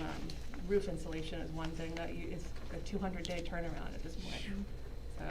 Yeah, I was just informed on the new fire truck that stainless steel and aluminum quotes, the quotes are good for 7 hours. Yeah. So it's scary to estimate these days, I'm not gonna lie, it's not my favorite thing to do these days. Yeah. And then the renovator's new number that we have here, that's based on $400 a square foot. We previously were basing this on $350, but with the increase of things, we've bumped that up to $400. And that's taking the whole area of the school, assuming the portables would go away. And that's based on the published 2022 reimbursement for Region 13 at 52.86%. The state will reimburse you through their process. However, I did put an asterisk there. There could be a reduction based on space standards, which is based on your enrollment projections. You have to take your highest 8-year projections for these type of projects. And then there's a formula per square foot per student, and that number could exceed it. I don't really know what that number is yet. If you do go this route, you probably need to do new projections at this point, because I think they're probably a little dated. Aren't our most recent projections in the 47%? For reimbursement? Yeah, because of space, no? This number What'd here. you say, Bob? I couldn't hear you. I thought our most recent projections were in the 47 to 48%. If you exceed the space standards. So if you build new, they do reduce it by 10%. That could be what you're thinking of possibly. And just to explain, renovate is new. We take the building and basically take almost everything out of it and rebuild it like new. You're really just keeping the skeleton of the building and repairing everything. So does this include the exterior, like the parking lot, which was the Yes, 400? that would Parking include lot, everything. the Part of roof, it. getting rid of the portables. Yes. So if you did a renovate as new, the children would not be able to be there during that time? We would have to relocate? You can look at phasing and different options, using the portables while they're kind of working on At a least 2 portion out of the those wing. 4 portables are not Yeah, they able to be decommissioned used. them, yeah, they're just in Correct. storage right now. The other 2 aren't even used for a classroom, except there's a computer lab in there. Yeah. And my other question is on the ADA things. Yep. If we did not do renovate as new and we just went with a bond, is there some sort of like a grant or some sort of a reimbursement because it's ADA? They do have you can do an alteration, which is some code violations, and again, it's the same kind of percentages that would apply. It's a little harder to do. They're gonna mark a lot of things ineligible, more than they would if the renovate is new. And the other items that would be grant eligible would be roofs, LED lighting. They have Yeah. their certain checklist that And are. did we do the lighting at Lyman with the other? We did not. Okay, I couldn't remember. The other thing with renovate is new, this is not guaranteed that the state is gonna fund this either. They're gonna always look at your enrollment. And Michelle, correct me if I'm wrong, but they do often look at this and say, what does a district with declining enrollment need a renovated new school? And so just don't want you to think it's a home run that we can put in and get this for 6-3. We could get declined. So when they look at the enrollment, they look at not the enrollment of that particular school, they look at the enrollment of the entire district based on the square footage that we have. Absolutely. And just for the newer members, there's an awful lot of room in this building. Yeah.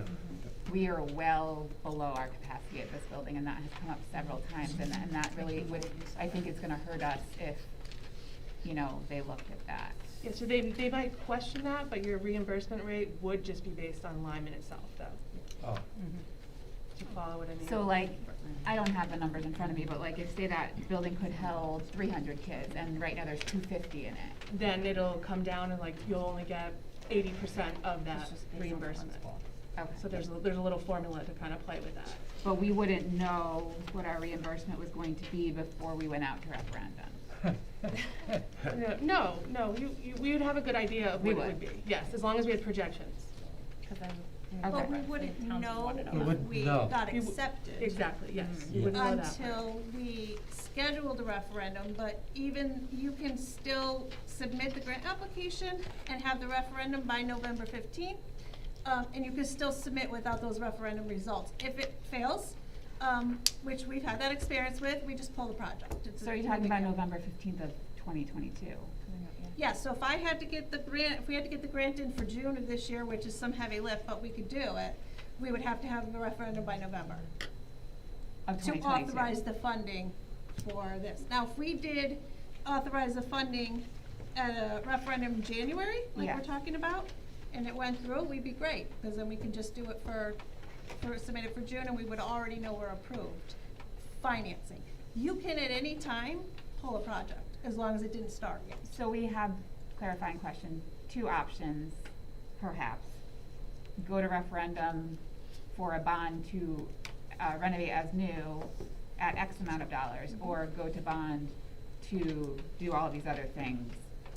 Or pick and choose, yeah. Or some of Yeah. Just a point of clarification, you said if the enrollment was 300 and it was at 250. Our current enrollment at John Lyman, I believe, is 192? Yeah. Oh yeah, it's on that paper, so I just didn't pull it up. Yeah, But 192 students. I And just how much didn't- does the building hold? Do we know? We have that stuff somewhere. Yeah, I don't know. Yeah, off the we top did of my have head. that. Yeah, And I okay. don't have it with me. I just was trying to figure out, like, I mean, in my mind, in a perfect world, renovate is new, why not? Let's get, you know, 2022 in a 19 whatever building. But if it's gonna cost a heck of a lot more, then, That's the thing, going by what's in front of us, it's $200,000 cheaper to do a renovate as new Right. than to just do the repairs. right. So really, it's a no-brainer depending on if we If do. that's the, Yes. If we get the. Right, and, Right. I mean, just, as I had asked about what would happen to the kids, I mean, I just don't think that it's a good education to have construction going on in a building where we're trying to, Especially with how much they've already been through the past few years.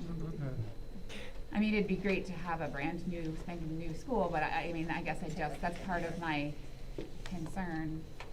There's really no time frame of how long it'll take. No, typically, it's usually a year for design and maybe a year and a half to 2 for construction, depending on how much you're doing. If we're changing the floor plan a lot and there's a lot of, you know, if the floor plan's gonna look like this and it's just renovation, it might be a lot more simple, but if we start chopping up classrooms and redesigning pieces, if we're adding on at all, that number is not included, just to be clear on that. And in that 3+ year time, things are You need to keep putting more Band-Aids on going certain through. things. Right. And at the And then that six- costs money, that's more money than, right? Or Addition- would that yeah. money, is Yeah, additional money? if there's things you have to do, yes. Right. So, speaking to that, those things are the number one, right? The You've number ranked us by ones. urgency. Yes. You've given us subtotals by category. Can you give us subtotals by number, We by can do priority that. number? I can't off the top of my head, but I I can can. tomorrow. Okay. Yeah. I Kim already did was it. running slow, so I can write it down. Okay, so total priority 1, which is 181,000. And I just wanna underscore that was life safety, not emergent school won't open tomorrow, which was the board's directive to me. 2 priorities, $4,614,500. Can you say again? $4,614,500. Is that a combination of 1 and 2 or Nope, that's just just 2. 1 plus 2 is $4,795,500. So that 1 plus 2 is all of what I identified as, well, Jimmy, and the district DRA as emergent, plus additional things that Silver Petroselli has labeled as a 2 that I had not put in as a 2, or even had on my schedule. 3 is $1,380,800, $1,380,000 even. Sorry, I can't read my own writing. And 4 is $333,120. 333. 120. Yep. Can you read 4 again for me? Sorry. 4, sorry, 1,380,000 even, 000. That was 3. That's 3. That's 3. I thought she said 3. And that all adds up to that number? Yes. Lindsay, 4 was 333. 330, 120. 333, 120. 333. Yeah. Thank you. Oh, 333. And 3 and 4? I didn't add those up. You're about. All right, 3,000. 1.7 million. I have a Yep, question. 1.713. Are we required to only get one quote from a company to do this, or are we required to get more than one? We can get more than one, yep. Yeah. Hold on a second. This is a budgetary quote. Right. This isn't awarding a contract or anything like that. At the time we go out for contract, we will Then you go go out out to bid. to bid Gotcha. to multiple, That's what I was okay? sort of, The state This requirement is- will be public bid. Gotcha, Yes. okay. This- That's what I was. And the reason you That's need what I the was wondering. budgetary is because before we can go out for bid, we need to actually get approval at referendum, so we need Gotcha. something Okay. to go forward with. Yeah. So you could ask another architect to come in and do the same thing. I think that is just a waste of money. No, that's not, Yeah. that would make no sense. I was Right. just She was curious just if wondering. this ties us to using a certain company or not, No, or then but we go what out it to bid. means That's is all I we was go wondering. out and we ask for this, the $6 million or the $4.7 million, the taxpayers approve it, we then go out for bid. There's nothing that says the bid isn't, all the bids aren't gonna come in higher. Right. In which case we're in a bind, so we may put some contingency in when we go out to bid, that kind of stuff. Got it. I mean, go out to, referendum. Gotcha. So that's the procedure we need to follow.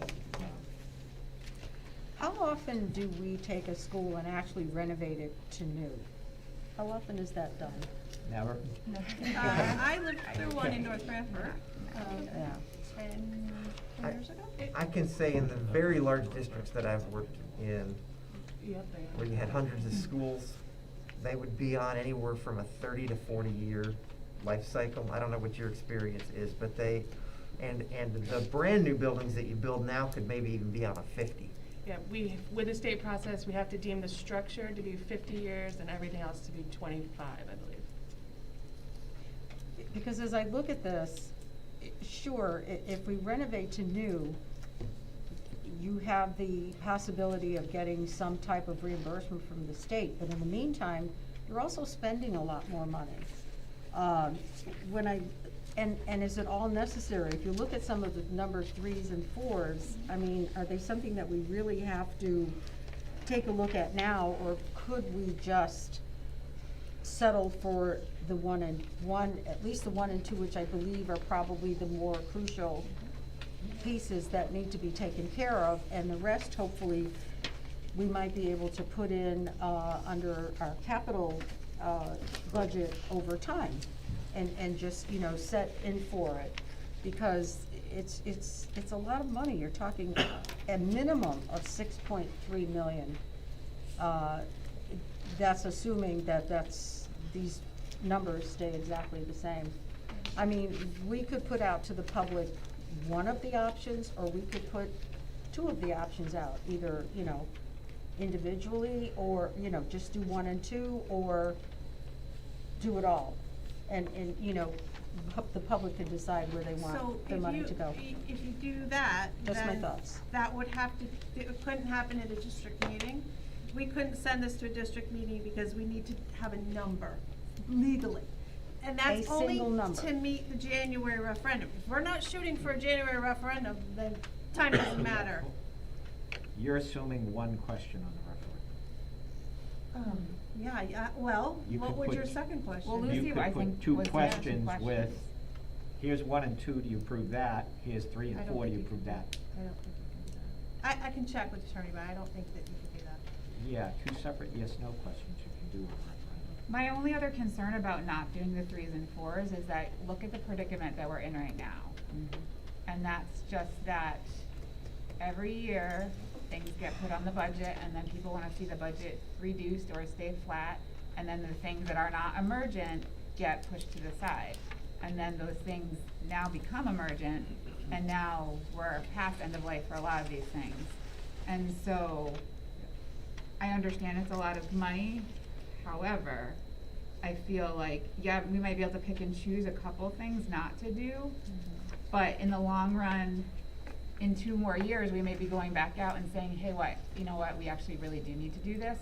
So, I mean, I've said this before, like, I don't wanna be penny pitching just to then have to go back out 2 years later.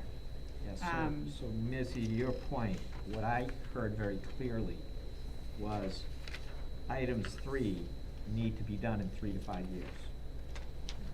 So that means if we put 3 and 4 on the back burner and go out for 1 and 2, we're back taking another swing at this 3 years from now, which is about the time we're gonna wrap up this.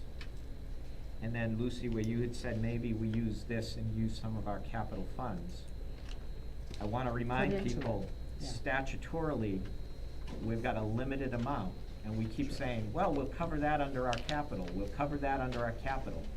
At 1.5% statutory limit on what we can reserve for capital, that's $400,000 or $500,000. That's one of these items, 1 year. We got 4 other buildings.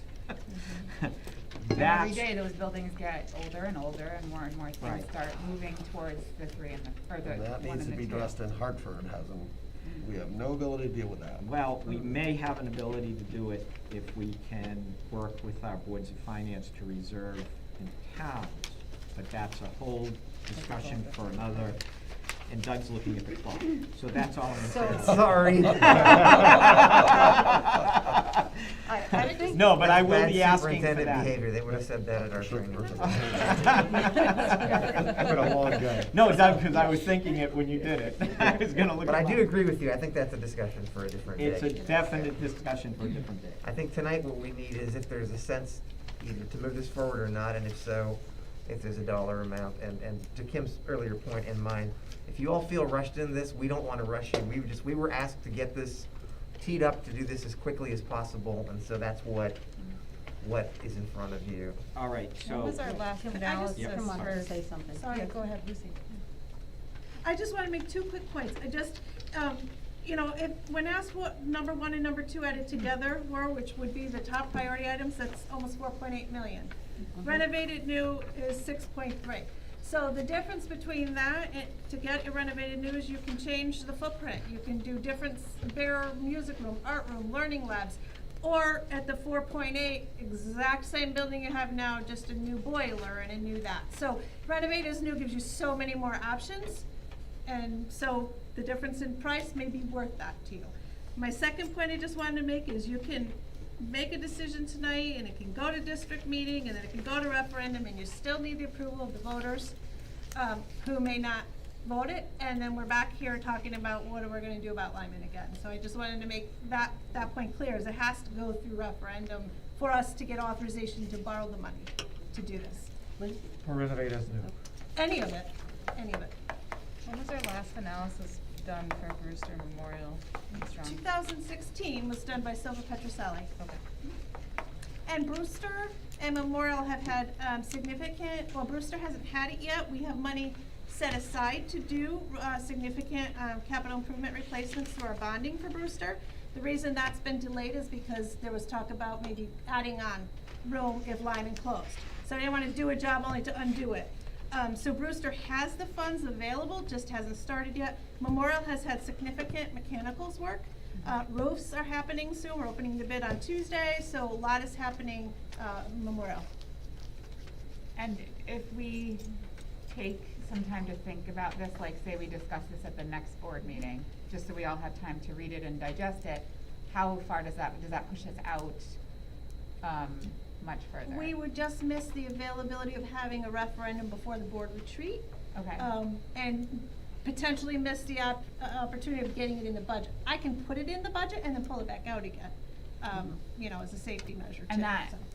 just so I understand, February. putting it in the budget, meaning if we're going out to bond, Yeah.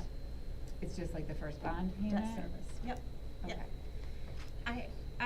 Looking at phases 3 and 4, it just, to me, in a quick glance, it just seems like a lot of cosmetic. And although renovating to new sounds fabulous to me, I'm just thinking more of reality and fiscally being responsible for our two towns where it's been a really, really difficult past 2 years for people. I don't see this passing at $6 million to get a brand new school because we have how many other schools in our district? So now if we're gonna renovate just one, and having taught at Brewster myself for 10 years, what about Brewster?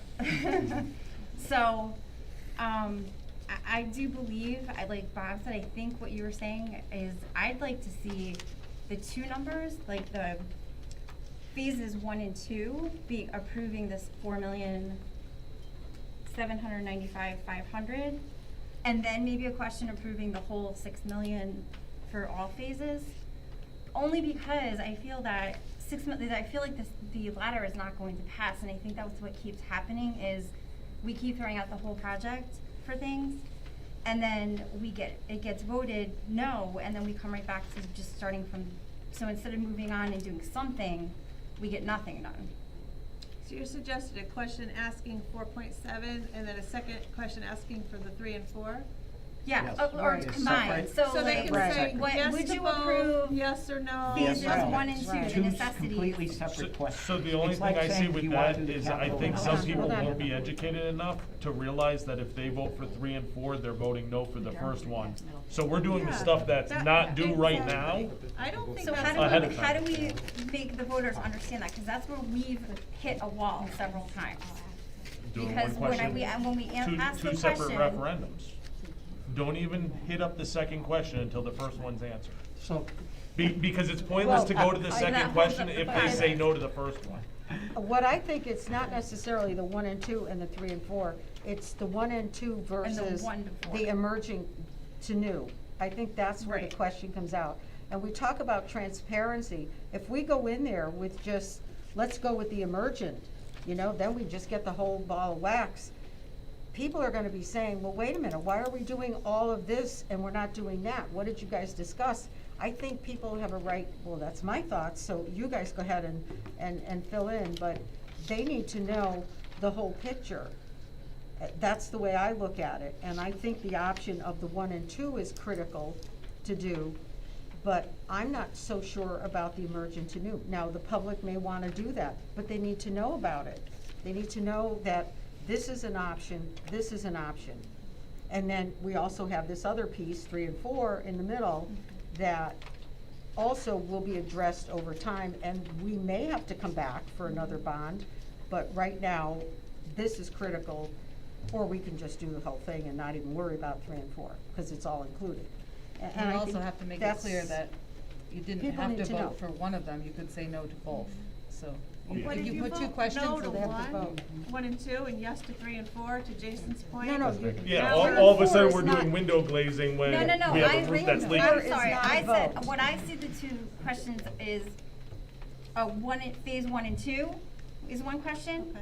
and a phase 1 through 4 is the two questions. So Not which 3 one? and 4. So pick between Yeah, sorry if I both. didn't make that clear. Okay. Oh, Right. okay. Not See, just I thought you yeah. meant do Because 1 then and we 2 and then can't 3 and say- 4. No. It's No. like, okay, yeah, let's do the Let's window pay all the glazing, old but. stuff, yeah. let No, it- I meant a 1 and 2, Yeah. or, and a 1 or But 1 and 4. that then becomes an either-or question, which is the bond council will not approve.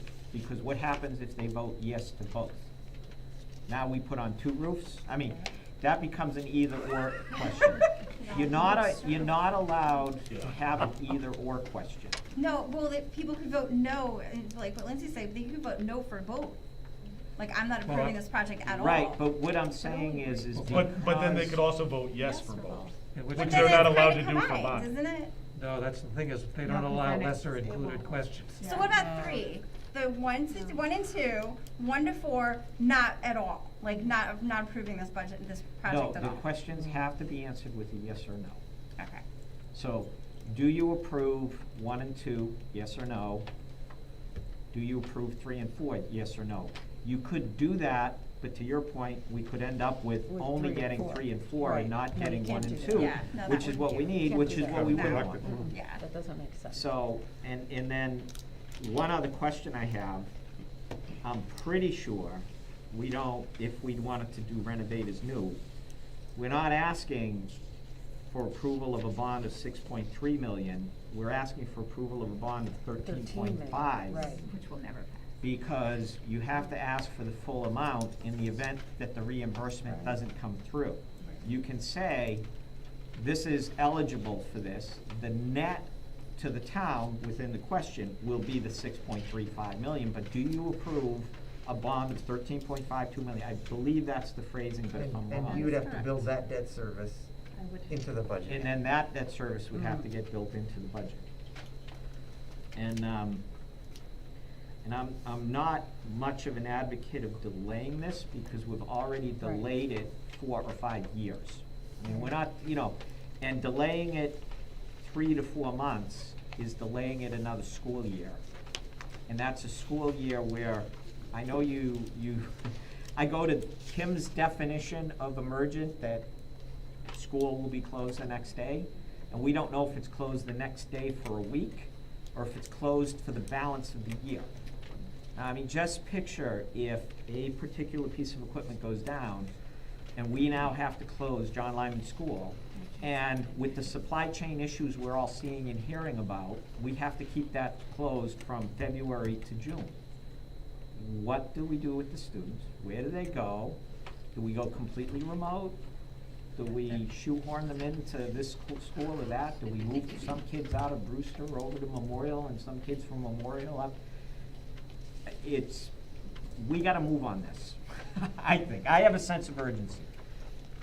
That's me. The other issue is, people voted, no, they didn't want us to close John Lyman. So now we're coming at you with, this is what has to get done. If it fails, and then we reconfigure, and then it fails, and then this keeps getting dragged out, when is it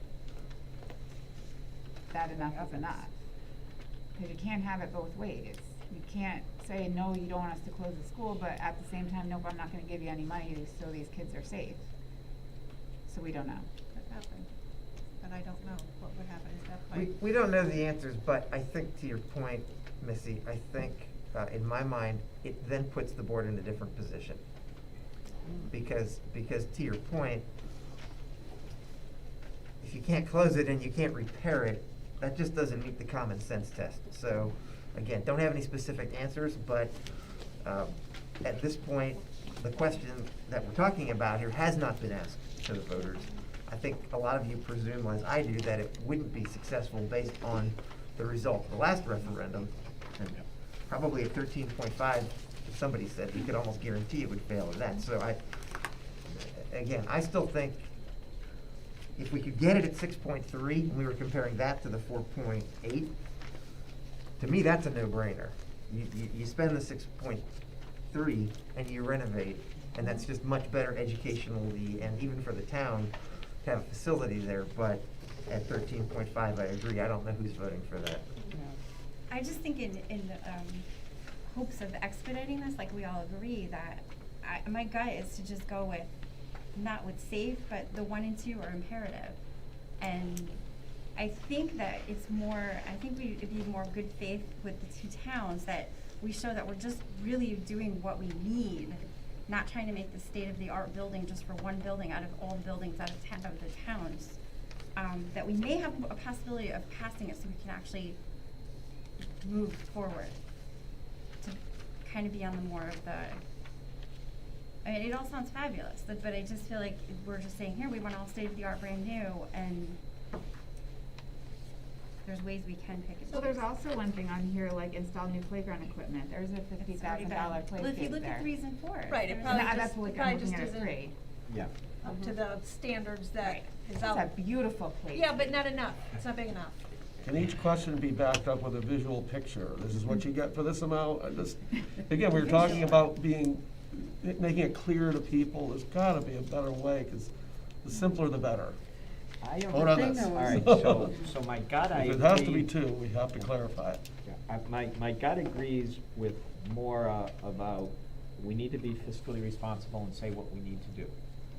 The flip side of that is, I actually believe, though, there's many items in the 3 to 4 that they're so close, and we're just gonna be coming back for another swing at the pitch, that maybe that's a place where we could go through the 3s and 4 and selectively say, you know, the new windows, yeah, that's probably worthwhile. The brick walls that need repointing and replacing, yeah, because we're gonna be doing that sooner or later. And just as an aside, are all of you familiar what happened at the high school this summer with the chillers going down? Okay. Do you understand that the way we paid for it is we used the American Relief Act funds to pay for that? Okay. Had the school district not had those funds available, we would have been in a position where we had a major repair that we didn't have funds available, and we would have had to finagle out of this fund or that fund, or we could have just done the repair, taken the bill, divided it between the two towns, and sent the bill out, because they're obligated to cover our debts. Now, do we wanna, so when we're trying to get this bond passed and we go out and talk to the public, we gotta let the public know that, hey, guys, look, if we don't do this in an orderly way under contractual agreements and that boiler goes down, we're replacing that boiler, and we're doing it under emergency repair as quickly as we can with paying overtime, and we don't have the money to do it, so a supplemental bill will be delivered to the towns, and the towns are obligated to use their rainy day funds to pay for it. That's what we're up against. So I think we should take the more responsible approach of going through and saying 1 and 2 is an absolute, 3 and 4 is a right up there with absolute, but let's just take a quick walk through and say which one's a yes, no, step through it very quickly, and then make a decision that when we go, I would like us to move forward, schedule a public hearing, so that we can move forward with the public hearing. We can discuss both options at the public hearing. No, we have to move one. We have to put a specific amount, that's what I was just gonna say. Oh, If you look 1 at- to a public hearing? Yes. Yeah, if you look at item number 8, it's listed out there, and we actually have to come with a specific appropriate amount for renovation and improvements. Yes. And a bond not to exceed a specific amount. So we have to come up with specific amounts, which means we have to decide, are we gonna go with the 13 million? Are we gonna go with the 1, 2, 3, 4, which is 6.3? And again, that's to get on a That's January what- referendum. If you don't care about a Right. January referendum, you don't have to do Well, that tonight. But it I'm- depends on. Yeah, so how much longer are we gonna let it go? That's the Like, thing. that's fine. We don't wanna do that. Yeah. So about the bonding, it doesn't actually have to be the whole 13 million anymore. They did change that. Oh. It only has to be the town share, but I just texted my boss to make sure I'm not gonna Okay. say anything wrong. Okay. And he said that they like you to add 15 to 20% on top of it, just for New, cushion. okay. But otherwise, so it's not 13 million. Okay, It's that's 6 good. plus Okay. the. Thank So, you. plus no, the so, rest. so it would be 7.5 now. But, And the only like concern I have, whereas it, I think, Over a repair. similar to what Maura said, and I think it would be fabulous to have it renovated as new, but then, The only thing is we just like. is that fair? right. I mean, life's not fair, but like, we still don't know what we're gonna do about grade configuration now that That we're was my keeping next question. Lyman. So are we still gonna have, you know, student, you know, parent choice of where you're sending your kid, and I want my kid to go to brand new school. I mean, and then is it gonna get flooded? That's And definitely gonna then, become an issue. so, Get one of the ball. Yeah. right. So while I think it would be great, So- I'm just not sure that that's the right thing to do right now. So we need to come to some kind of consensus here, as to what we're gonna put in for a figure. I mean, if we wanna look at 3 and 4 and pick and choose, go ahead, If I might suggest, yes. you may wanna find out if there's even a majority that wanna move something forward, because if you don't have that, this Yeah, whole thing I was- dies. I was Yeah. gonna ask that. Just, not by Okay. vote, but just if people would, because I guess if there's anybody that Okay. wouldn't support any amount, I think you'd wanna know that. can I just ask one more question about it too, Kim? And again, this goes back to what we were talking about, because now the reconfiguration, we don't really even know what that's definitely gonna look like at. Is this based on Lyman being a K through 2? Yeah, how it is existing now, is that right, Existing, Michelle? or a K through 4, I mean, Yes, still that's, 4. That's the numbers I haven't run about the reimbursement, that's why I don't know if that'll. Right, but age group wise, yes. Yes. Well, I'm just I haven't wondering, looked because at it. if the reconfiguration becomes something different, are we looking at different numbers? Well, yeah, because if it was older kids, they might need bigger facilities, bigger rooms, It so, does yeah. change based on your grade configuration. Okay. Water Because fountains we would haven't change. even Yeah. finalized But that would be the renovated new, not the first one. But No, the those point first is, ones we have don't some even of those know items. yet, we haven't even, like, we may be needing other things done based on where we reconfigure. However, I don't know how much it would change the cost, and I agree with Bob that like we have to make a decision because the more days that go by for the 1s and 2s. Well, definitely the structure of it, The yeah. itchier it makes me feel, so. So, to get back to what Doug said, let's just find out, first of all, how many are interested in going forward with this, with a proposal? Tonight. Can we just get it's not really a motion, it's just, a hand. How many are interested in going forward with at least some amount here? Yes, raise your hands. No, just 2 people? I am, but I like the first one. Well, we're Ones and not twos sure have what we're priority. going No, forward with, just- to just continue moving to go forward. forward We with wanna some try to kind of get onto a repairs. January referendum, I Got think it. is what we're really Yes. asking. Yeah. Get it Yeah. started, Okay. yes. Okay, all right. Again, Bob Okay, reiterated this a so number we of have to times. The find- big fear is something end of life Right. happening during the school year. I would say that. And we're all gonna be. Oh my uh-oh. God, the sky's falling. Yeah. We're not gonna jinx it. So, We're is not just, gonna- just to put the debt service in perspective, to borrow, $5 million, the annual payment is about $360,000, which is 1% of our budget. And to borrow 10 million, the annual payment is 721. So those are the only 2 scenarios I ran, not knowing what this number was gonna come out to be. So, and I can provide, everybody's right, anytime you want a number I say in the meeting, just email me and I'll send it to you. But, so, that's the difference. So if you're gonna bond 5 million, it's $360,000 a year. So, while you don't wanna, pick and choose and, items, but really, at the end of the day, the payment it's 360 for the entire year and divided by both towns. Divided by each taxpayer is not really a significant amount. I mean, it's an amount that people have to pay. But I wanna mention in relation to that, in 25-26, our debt service drops a whole 1% because we're retiring debt in 24-25. So we're gonna have a couple years where we're gonna have a little bit more debt service if we did do this. But then in 25-26, we're gonna flatten out again.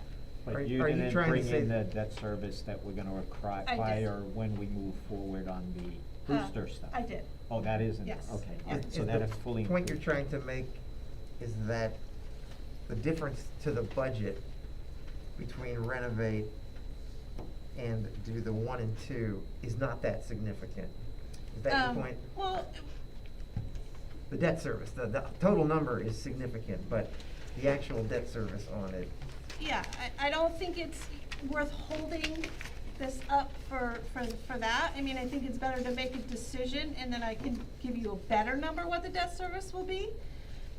But I just wanna point out, if we're worried about raising the debt service, it would only really be for a couple of years and then we drop down because we retired The debt. total debt service, I guess. But I don't wanna say that increase in the budget is ever, I don't wanna add that out there that I think that that's a good thing. So, but I'm just putting that out for food for thought, so you know what a debt service payment on that kind of borrowing would be. Yeah, so we already took a straw poll to see if we wanted to move it forward. It looks like we all wanna move Yep. forward. Are people more inclined to move forward with the renovate as new or with, the traditional repair and replace?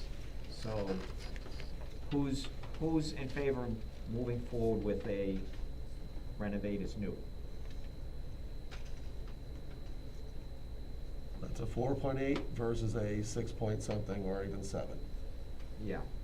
Yeah. But at that 6, we could change the footprint though. Yeah. But we're displacing the kids. That's Well, And it's 3 can I years out. speak to the displacement of kids? I do think that's significant and you ought to consider it. But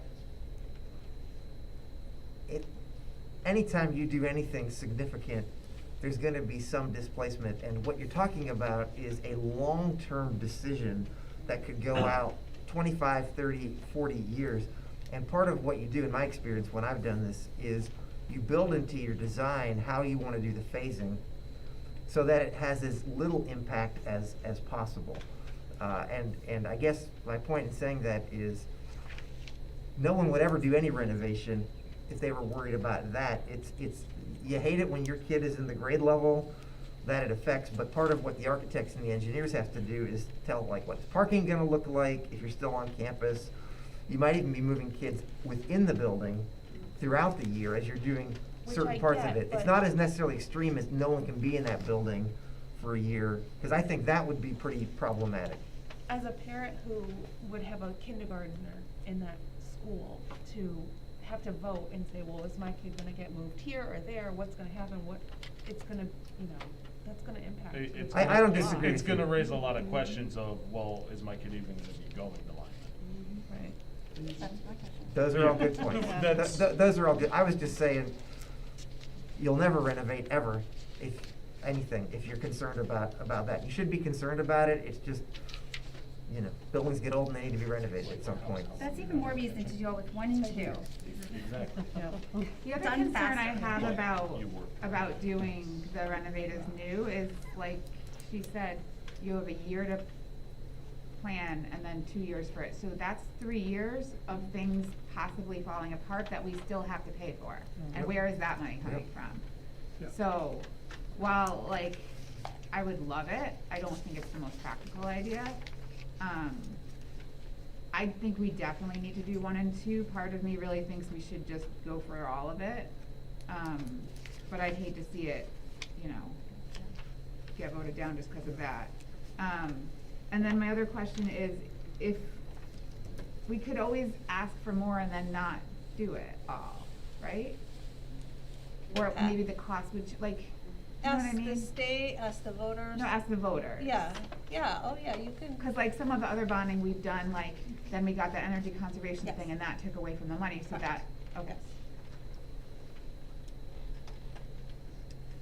Cause I do think there's some 3s that I definitely think should get done. I mean, but I could pull the playground out of there for right now, personally. Yeah, So, there's I mean. things you can pull out. And there's some things So that could we say just the say $6 beginning. million?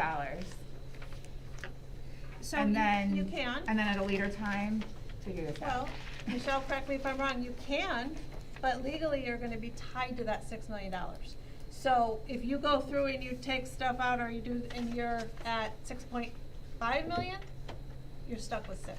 That's the thing, you'd almost be better off going for the full 6.5 at that point, and then hoping to come under budget. Unless you knew right off the bat what we were gonna scrub right now.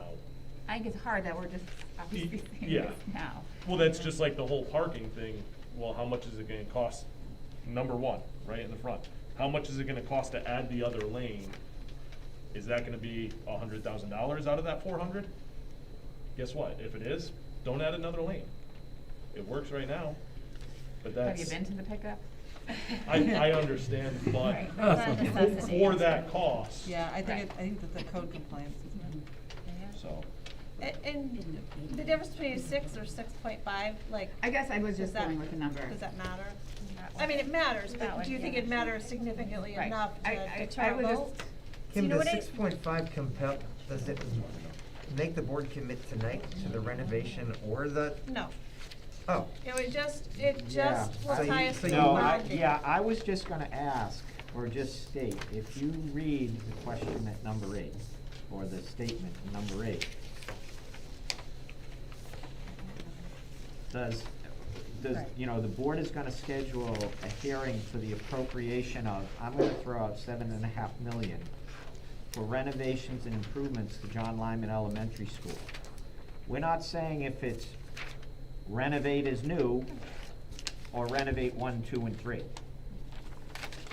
And 7.5, and if the bonding no longer requires the 13.5, and we can use the 7.5, which is the 6.375 plus 20%, that gets us the 7.5, we could be asking the 7.5.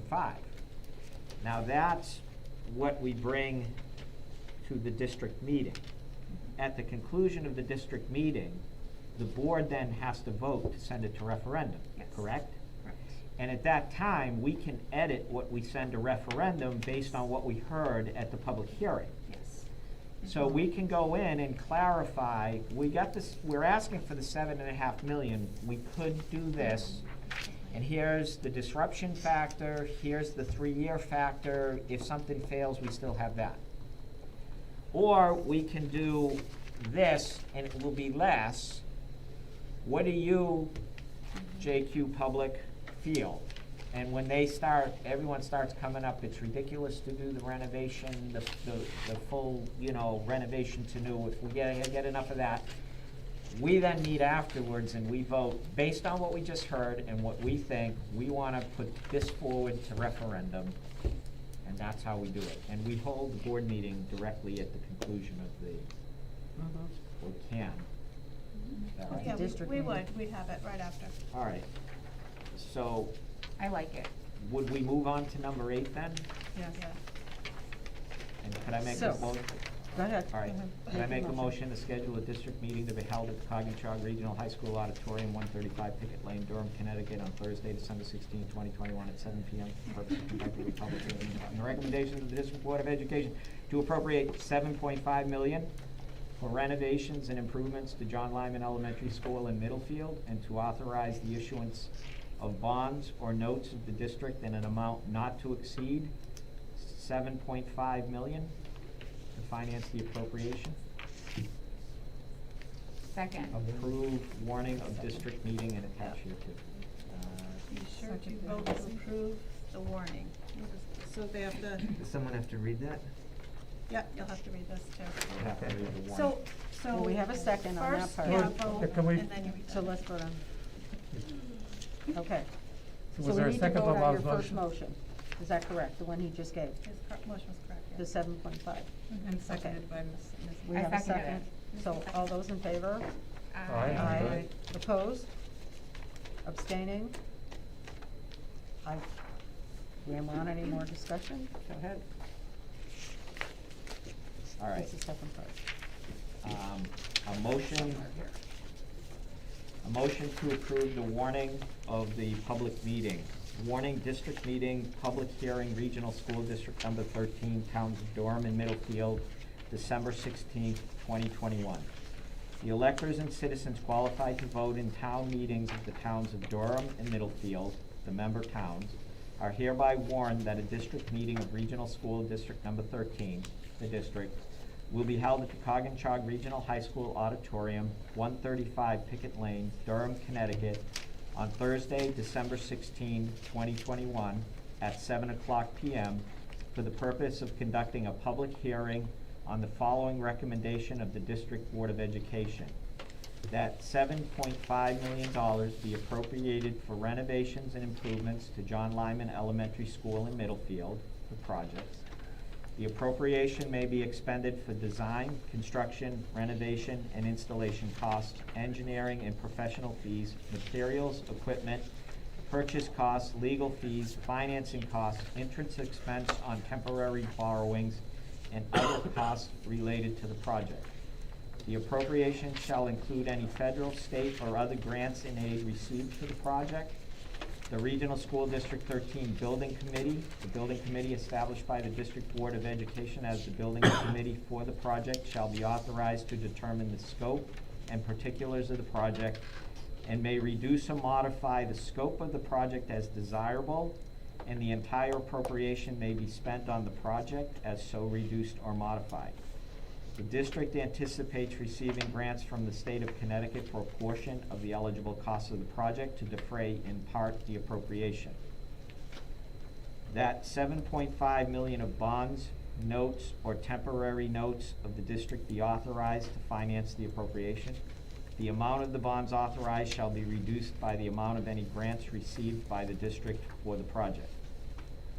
That the chair of the District Board of Education and the district treasurer be authorized to make representations and enter into written agreements for the benefit of holders of the bonds or notes to provide secondary market disclosure information. 4, that the building committee be authorized to contract with architects, engineers, contractors, and others in the name and on behalf of the district with respect to the project to approve design and construction expenditures for the project and to exercise such other powers as are necessary or appropriate to complete the project. 5, the authorization of the issuance of bonds, notes, or temporary notes shall be submitted to referendum vote by the electors and citizens qualified to vote in town meeting of the members of the district, dated at Durham, Connecticut, this 8th day of December 2021. So that's my motion. Second? All in favor? I Opposed? think you should ask for There's a discussion. discussion? Yeah. I was gonna ask for discussion, but I figured we discussed enough. Does anyone wanna Oh, discuss I won't be anything here that- further? I'm sorry. I won't be here on the 16th. Just to make sure we can still get a quorum. So she won't be here. You won't be here. No. We only need 6. I think we'll be okay. All right. Oh, So is there any other well, discussion? Then we're before only we gonna vote? have, That drops it down to 8. correct, so as long as everyone shows up. Okay, I can't hear you. Everyone else needs to show Because up. Victor, we're gonna be down to 9 people after tonight. So that would make, that would make it an 8. No, we won't be. We're We gonna won't. have If- 10. If Durham someone's is doing appointed the on meeting Monday, vote. then Okay. they would serve immediately, Alright. the way I understand Okay. it, so Yeah. Never mind. they would be able to jump right in, Yeah. Next week, we just already have to- if they're available. Yeah, 3 days, that has to The come from meeting- me. Any other discussion? Meeting date was. Okay, now we can vote. Well said. December 16th is next Thursday. Yep. Okay. So all those in favor? Aye. Aye. Aye. Opposed? Okay, so that's all set. Moving on, we have committee reports. Student achievement is one of them, and during, do you have questions? During the Student Achievement Committee, we examined student achievement results for 2020, 2021. We looked at quite a few different graphs, quite a few different scores, and they really, we can't really discuss scores per se because there's just, what I'd like to go over is basically what went into getting all these scores together and what we're looking at going forward. First of all, it's important to celebrate and appreciate and acknowledge the teachers, the staff, and the administrators and students, especially during this most difficult time that we had with, especially at the beginning of COVID and even now. The full in-person learning that we had from October to June, the perseverance of teachers and learners, the strong parent involvement, and the creativity and improved technology skills. As we look back, just to remember what school looked like when all this began, which has impacted our scores for 2020, 2021. Schools were fully remote from mid-March to mid-June of 2020. At the start of the 2020-2021 school year, Region 13 started in a hybrid model and moved very quickly to an in-person model in October. There were a number of educational interruptions. In-person learning obviously looked different than before, and learners and educators expressed feelings of stress, anxiety, exhaustion, and trauma, all of which contributed to the scoring that we see today. How did you come to your numbers? What did Corey look at to present to our committee? Benchmarks were looked at. Benchmarks of historic national norms of the spring of 1819. We looked at, compared national in-service population in the spring of 2021, in-school population. Also was looked at was the Connecticut in-school in the spring of 2021, which consisted of 37,629 students. This is all the scoring that was looked into. And also our district students, about 829 students. Also examined, which went into all of the graphs that we looked at, how the placements changed from the fall of 2021 to the spring of 2021. The English ELA literacy Smarter Balance scores from 2016 to 2020, for grades 3 through 8. We examined the Math Smarter Balanced scores from 2016 to 2021 for grades 3 through 8. We also looked at a graph of the SBAC ELA literacy and math for trends for this same period.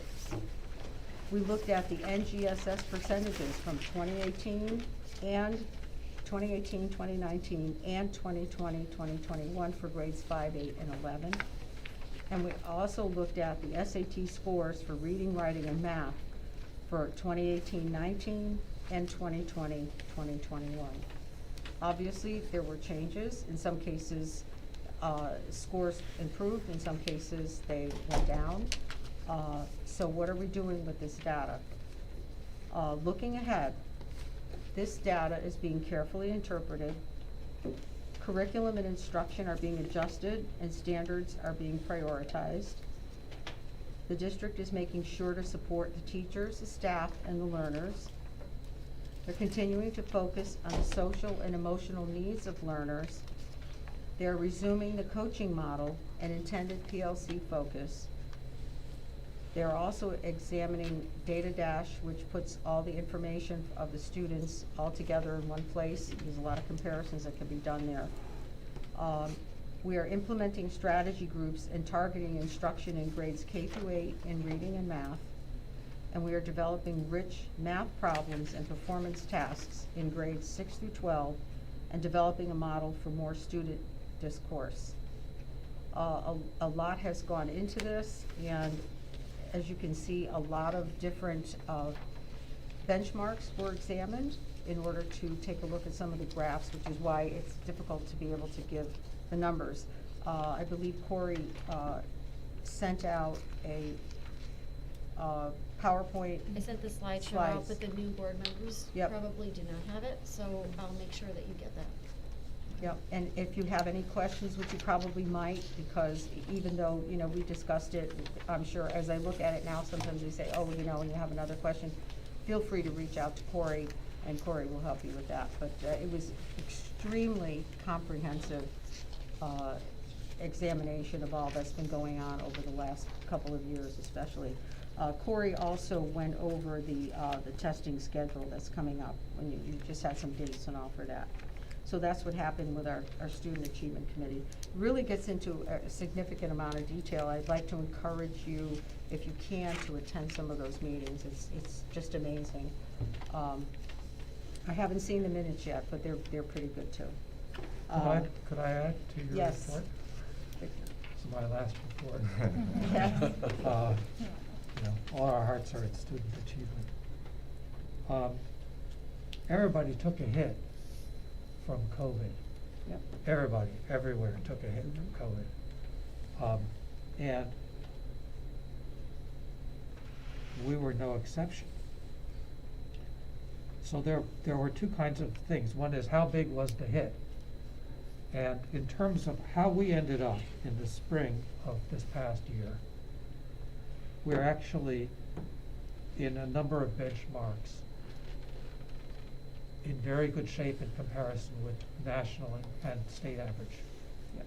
We'd expect to be better, I think, than national and state average. So it's reassuring that we are where we expect to be. Two things have become apparent from the testing data, and that is that, well, first of all, some students did better than others. Even in remote learning, there are some kids who latch on and some who really don't. What that means when they come back to school is that there is extra work to find the students who need extra work to get back where they should be. And it's the nature of this testing system that, you know, we look at these averages for the school system, but there's data for every student that gets viewed by the teacher and program managers.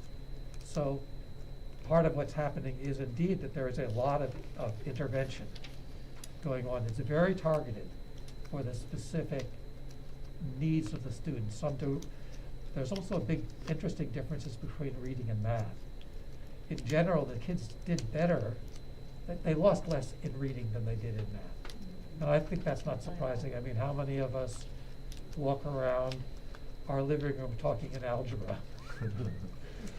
But anyway, the point is that Corey knows this. The teachers all know that because of the way these data are organized.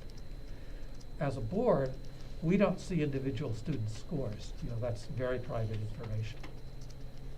But we do get to hear about how those data are used.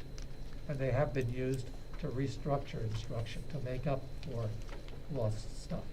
The other thing I would have to say is, in 2021, comparing a fall to the spring, there was wonderful levels of improvement, which indicates how successful the school has been at targeting interventions and modifying instruction to catch kids up. You know, our goal has to be to get them back where they would be if we hadn't had COVID. And it seems to me, in looking at the data that Corey has showed us and her discussion and description of the programs, that she's doing the right things, which is reassuring. So I just wanted to add that, and congratulations to you for that. You know, the And I difference- don't work in isolation, I just wanna give credit where credit's due too. I work as a team, you know, with our instructional coaches, with the administrators, with Jen, who's sitting at the table as well, and we work really well together. And that's important to recognize, because I could never do my job alone. You know, it really is a team effort, and I just wanna give everybody credit, you know, for doing such a fantastic job. And to the whole school system, because to bring all of the teachers into this complex data structure and to learn to use the data takes time, and it takes effort, and it takes money. That's part of the unfunded mandate. You see, there's been this huge change in the environment. So let me just tell you one encouraging thing. Fall of 1982, this is math distributions in a test which is supposed to predict the effects of it. That's called iReady. In this fall, at the beginning of 2021, 29% of students met some particular level of expectation, which is, we would say is acceptable, at the grade level. 65% in the spring. That's a wonderful change. And that credit's due to those classroom teachers and the coaches who are working boots on the ground, Thank because you. they know what That's they're right. doing. It's the boots on the ground that have done that work. So I just wanted to add that all, because that's a wonderful accomplishment, and there's more to do. But we can be, I think, assured that we're getting the tools and the training to actually go places. And that's been some time coming. That's been the work for Corey of years. And that's why Victor has been such a valuable co-chair. Well, Yep. and I harass Excellent. Corey endlessly when I think statistics are not appropriate. As she nicely put it, Okay, but with item- respect. Yes, Item with number respect. 10 is communications. Has anyone received any communications? I have not. I've just had a couple, people reach out to me about the recent quarantine at Strong, but I won't go into detail. Okay. Bob, did you want to add something under communication? Yes, Town of Middlefield at a recent town meeting has elected Peter Niederhart to the Finance Committee to serve and represent the town of Middlefield. Oh, that does not require this board to vote, that particular one. It's not like the other committees. It's just an appointment, yeah. It's a straight appointment. Then I apologize, my intention would be, at our next meeting, I'd like to, I'll invite Peter to join us so that he can introduce himself and I can, share with you his resume at that time. I thought it was an item that needed to be voted on. The other committees, when a member from the public is nominated, it's nominated and voted by the board for them to serve on our committees. And I forgot, this one is strictly voted on by the town. So it was a unanimous vote in favor of Peter serving, so. He's taking the place that Jim Irish vacated, who served on the board and helped us out quite a bit. Thanks, Jim, for your service. Thank you, Jim. Anyone else? I received a communication from Marianne Zeminski from Middlefield about online learning opportunities for high school level that are free to districts. Haven't had a time to explore it well, but I did find out that a professor at this particular college happens to be an RSD13 student who I went to school with. I'm like, oh, wow, small world. I can show things to you as we go Okay. forward. Anyone else? I had a few communications, with a couple parents, who are concerned, about upcoming events in the spring. And I don't know the logistics of it, but, a few parents were upset that prom has been called off for this spring. I don't know if that's something that is, a rumor. It was 3 different parents who had sent it to me. And they're also concerned that homecoming didn't happen, and I know that there is a dance coming up. I'm not sure, it was in Parent Square, but I didn't want to give them any information, so if anyone has information, then, or I That'll could- be addressed in my report. It will be, okay. Anyone else? Okay. Superintendent's report? Hey. 9:30 is the latest I've ever launched on one of these things. And I'd love to just like not do it, but I think there's important information to get out. So bear with me. First out of the gate, Lucy, Lindsay, Jay, congratulations on being officers. We meant what we said before. We're going to support all of you in your new roles and look forward to supporting you in those. Want to officially welcome our 4 new members. And it was an interesting start tonight, but hey, we're all here together, and we're all glad that you're here. And the same goes, what I said about the new officers also goes for new board members. And I want to let the rest of the board members and the public know that I really feel like Amanda, Jay, John, and Lindsay have kind of hit the ground running in getting up to speed. I did request that they get together with me a couple weeks ago. Maybe it's longer than that. It was a Friday before Thanksgiving on an afternoon, and they stopped what they were doing, and we had a good conversation for a couple of hours. Obviously, we couldn't talk about everything, but I really appreciate that you all did that. And then today, I guess it just had to be today, Lindsay and Jay and John and I spent, I think, almost 9 hours. Was it what? Yeah, it was like 8 to 5. Anyway, with CABE's new board member orientation, and I really appreciate them being there. And I also want to say, I'm really glad I went, not just to be there and support them, but I'm still new to Connecticut, and I learned a lot of good information. So I feel like hopefully we can be a resource to everybody. But again, I really appreciate that you all did that, and all 4 of them have also scheduled one-on-one meetings with me at my request, either this month or next month, as I did with you all when I got here. And so thanks to all of you for following up on that. I know you're all very busy. Because it is 9:30, and I don't know if it'll be before midnight when we get to item 14, I'd like to thank you publicly, Victor, for your service to the board prior to my arrival, and also since I've been here. I think I sent you an email recently, I think I did, saying that it's been an honor to serve with you, and it has been. And I wish you well in whatever comes in the days and years ahead. And I'll be sad to see you go, but I understand that you have to. And again, that's item 14, so, but I'm not really part of that, so we'll let the rest of the board chime in at that point. When I did my transition work and did the report, there were 2 things that I heard from lots of people about this community. The first was the Durham Fair, which I got to experience in September.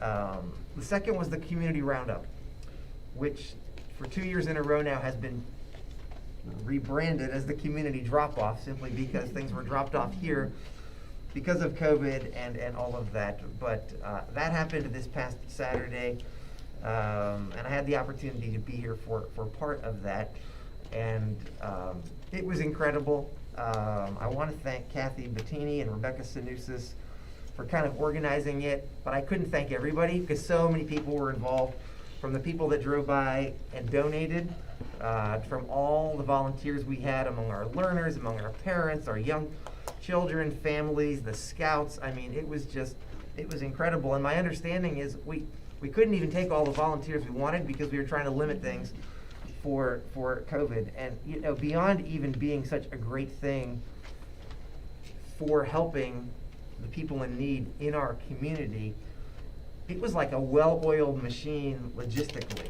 And so, again, my hat's off to everybody who was involved. They did share, I don't know if they've put this out or not, but I told them I was gonna share it tonight. Almost 10,000 pounds of food and a little over $3,000 in either cash or gift cards. And again, I think it speaks volumes for a community that wants to do this to help those in need. So kudos to everybody involved in that. And I wanted to say that up front because now I want to talk about COVID, and maybe this won't be as pleasant, but we kind of have to at this point. So we've got this Omicron variant. It's in Connecticut now. Right now it's not a big deal in Connecticut. Don't know that it will be. From what we heard Tuesday, 99% or more of the cases are still Delta variant. So not the original COVID, not Omicron, but Delta. So that's still what is accounting for the cases. And you know, if you follow our daily number updates on the website, you'll see they have risen quite a bit coming through Thanksgiving and post-Thanksgiving.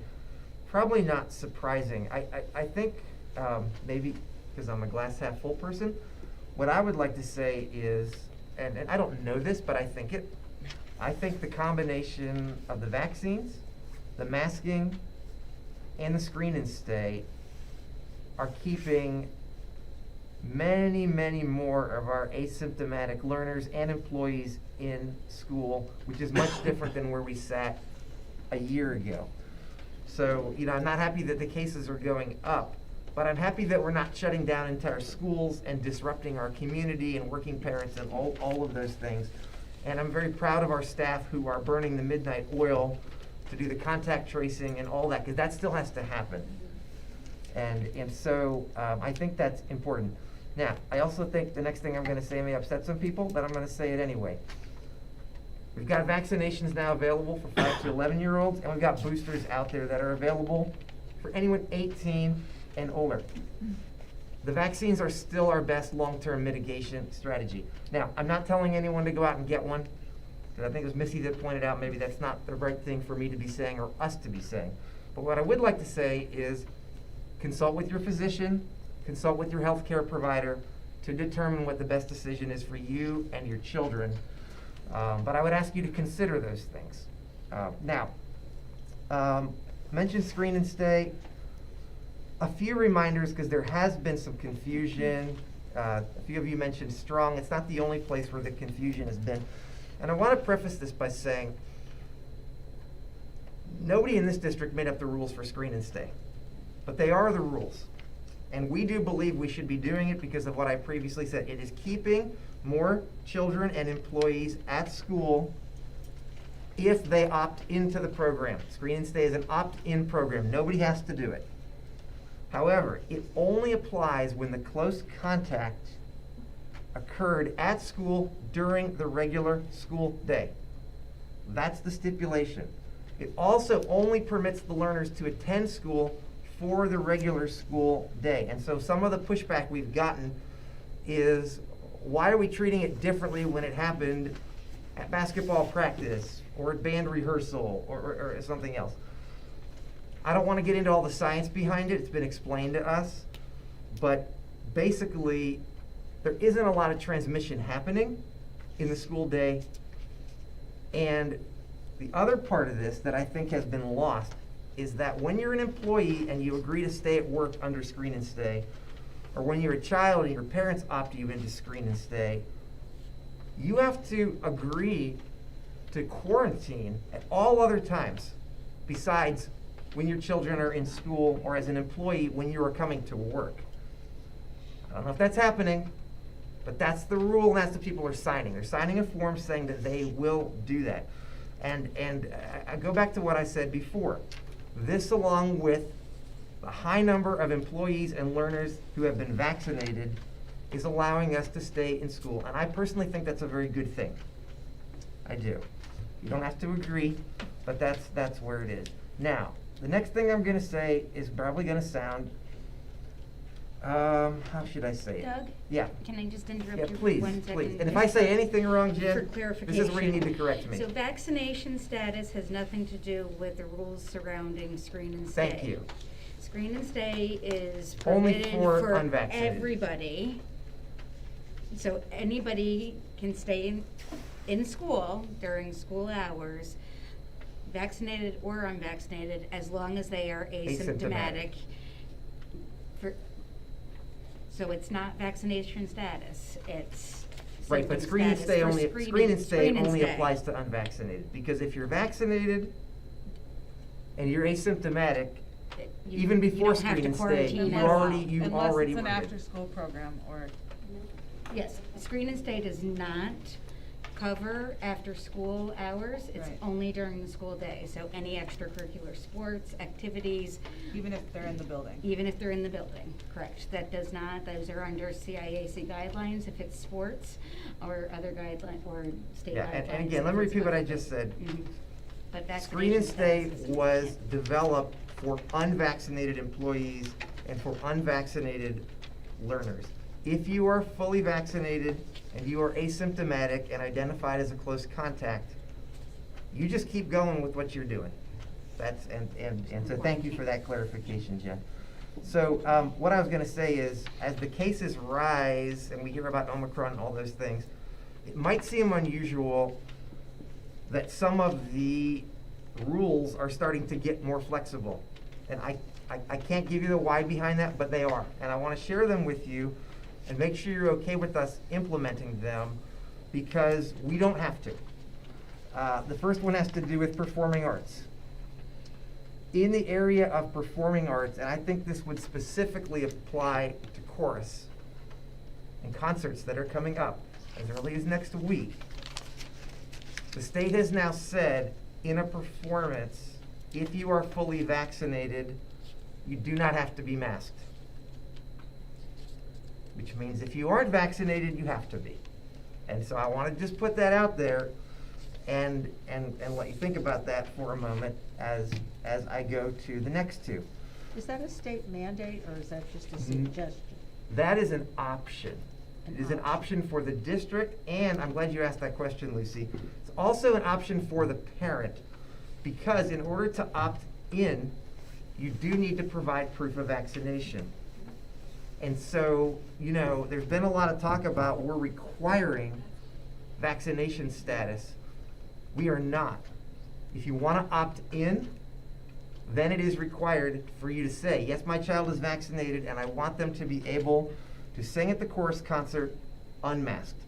Again, not my rule, the state's rule, but it is important for you all to know that. And, you know, a lot of us went to the chorus concert that happened last month or the month before, I can't remember. And you can't hear them sing, really, through masks. I mean, you really can't. And so, I can't get to you why this exception has been carved out, but it is carved out. But again, to clarify, you said it's a state rule, but it's not a state mandate. All right, That's where I'm a little confused. all right, so let me clarify. The state has made an exception. These are all exceptions that came from the Commissioner of Health. The exception is, the rule is masking. That's the rule. An exception has But now that is a been granted. mandate. That rule is a mandate. That is the mandate. The exception to the mandate is fully vaccinated, verified by the school, parent wants you to do it, you don't have to mask up while you're performing. All other times, you're masked up as a singer at the high school, for example. But this could apply to other levels too, as we have concerts that roll out into January, February, and we don't know how long this is going to last. So did that change the executive order for mask mandates? No, what it did I'm sorry, was, if I- no, Lindsay, it's a great question. What the executive order does is it grants special permission to the Commissioner of Health to grant exceptions to parts of it. And there's actually 3 of them. The one I gave you is just the first one. The second one is it allows fully vaccinated adults in school buildings when learners are not present after school hours to not be masked. That is a change. While Now, they're I will- alone? Doesn't matter if you're alone, okay? The spirit of that, as I read it, is thinking about folks like our custodians and other folks. So, again, what it's recognizing is that the rules that were put in place for masking in schools were designed for during the school day when you have hundreds of people in the building, and also to protect that environment. Again, I wish I wasn't giving you all these exceptions. I just need to let you know that they're out there, because we do need to message to our employees. The third one, I think you all know about because we talked about it last time. It's been out there for a while, and this has to do with guidance from the CIAC as it pertains to sports. And this permits, in certain indoor sports, fully vaccinated athletes, while in competition, to be unmasked. So I guess the best example I can give you is basketball. And so, you know, if Victor's on the varsity basketball team, Maybe on the wrestling team and he's instead. fully vaccinated, and his parents allow him and show proof of vaccination and say he's a starter, he can be out on the court playing basketball unmasked. But when he gets substituted for when he's on the bench, he has to put his mask back on. Go ahead, Jen. Those are the winter guidelines that don't start until the end of December. Thank you. Thank you. So right now we are in fall guidelines, Yes. which requires masks at all times during all sporting That events. is correct. So, and I should have said that, and I apologize. So this goes into effect December 23rd when we break for our next break. And that's why, like, it hasn't taken place yet. And I think the other piece about this that is important to understand is there is an exact similar guidance given to rec sports by the state. A different part of the state governs rec sports. The CIAC governs scholastic sports. But that is still an option for the district. So, for example, and it all has to do with the home side of things. So we could conceivably allow this here, but we could have a competition in a district who does not allow it, and then our players would have to be masked to honor that. This doesn't apply to spectators. They will still have to be masked. This doesn't apply to people on the bench, coaches, and any of that. It's only during the game, it's not Only during practice. competition, not during practice, conditioning, any of that. It's a, again, And I it's just feel. interesting, from my perspective, that, you know, you're with these same kids all the time, and you have to wear your mask, but then you're with a whole different school who we don't even know them, and now we're gonna take our masks off. And even though you have to be vaccinated, unfortunately, there are a lot of cases right now of vaccinated people becoming positive. Well, that's why I'm bringing it here, because we haven't pushed the launch button on any of these. And again, I don't think this requires a vote, but if there is a strong feeling of the board, one way or another, on any of these, we would certainly like to know, because we have not communicated any of this out to the public or to our employees, knowing that this meeting was happening and that the concert isn't until next week. To Jen's point, the 23rd is on the sports. You know, how you feel about our custodians walking around if they're vaccinated, unmasked and things. And I think it's just, as I said at the last board meeting, and maybe the one prior, it's getting very difficult to keep tabs on all these rules. But this is where we are right now, and so this is what we're doing. Okay, so at a policy meeting and then at a subsequent board meeting not too long ago, we adopted a policy which says that as relates to COVID, the administration is directed to follow all guidelines. This is a case where the administration is given a choice, and you're asking us for some guidance and direction. And you said we don't necessarily need a vote, No, but I'd like the minutes to kind of reflect a consensus if Well, there is one. or we could vote. Or you can vote. It's not on the, it's So not do you on the want a agenda. mandate, or do you want What? guidance? It's not on the agenda. It's not on the agenda, so we We've run into could, that problem before. we could do a straw poll, and I don't know if people feel differently about each of the 3 items. Because I know, like, Missy, you I'm said against all of them. you're against all of them. Yes, I am. Okay. The way the numbers are right now, we can revisit it after the holidays, but the way things are right now, I say absolutely not. I know way too many people right now who are fully vaccinated who have COVID. Yeah, I say no. It's not worth the risk. I agree, and for the concert especially, I think that's just like a nightmare waiting to happen. But, I mean, I teach reading during the day and I wear the clear mask. Like, is that an option where maybe the kid, like, I don't know if we have enough, but for them to have the clear mask when they're singing up on stage? Are you talking about the face shield? I mean, face shield, yeah. Face shield is not the same Face thing as a shields are mask. not I the same. disagree with But that as isn't well. it better, okay, well, No, it's I'm not. just thinking it's You're them still- projecting it's- singing, it's better than But you're no mask. still, it's a respiratory, Okay. and you're spitting. I say, no. Our face mask does not take the place of a mask. Only thing I can really, there's a lot, and it's a lot of different things, and it changes daily, it seems like. My real issue that I have right here, and that's only on Lex, long night, Roland, go bed. I don't wanna see kids singled out, and I don't want other kids picking on other kids. It could be a pretty serious problem at certain levels. If kids are getting picked on because they're obviously wearing a mask because they're not vaccinated. So I really think we need to take that into account. How we do that and how we vote for that, since it's not on the agenda, I don't know, but I would like all of us to really think about that. 'Cause we need to think about their well-being. Aside from the fact that vaccinated people can still get and spread COVID, and that the numbers are going up, that's a concern. But where my concern comes in is I don't like distinguishing between who's vaccinated and who isn't. I don't think it's the right thing to do with people or with children. I think it makes unvaccinated people second-class citizens, being looked at as second-class citizens. What kind of message are we giving our kids when they start looking at, oh, you don't have your vaccine, or, oh, you do, you know?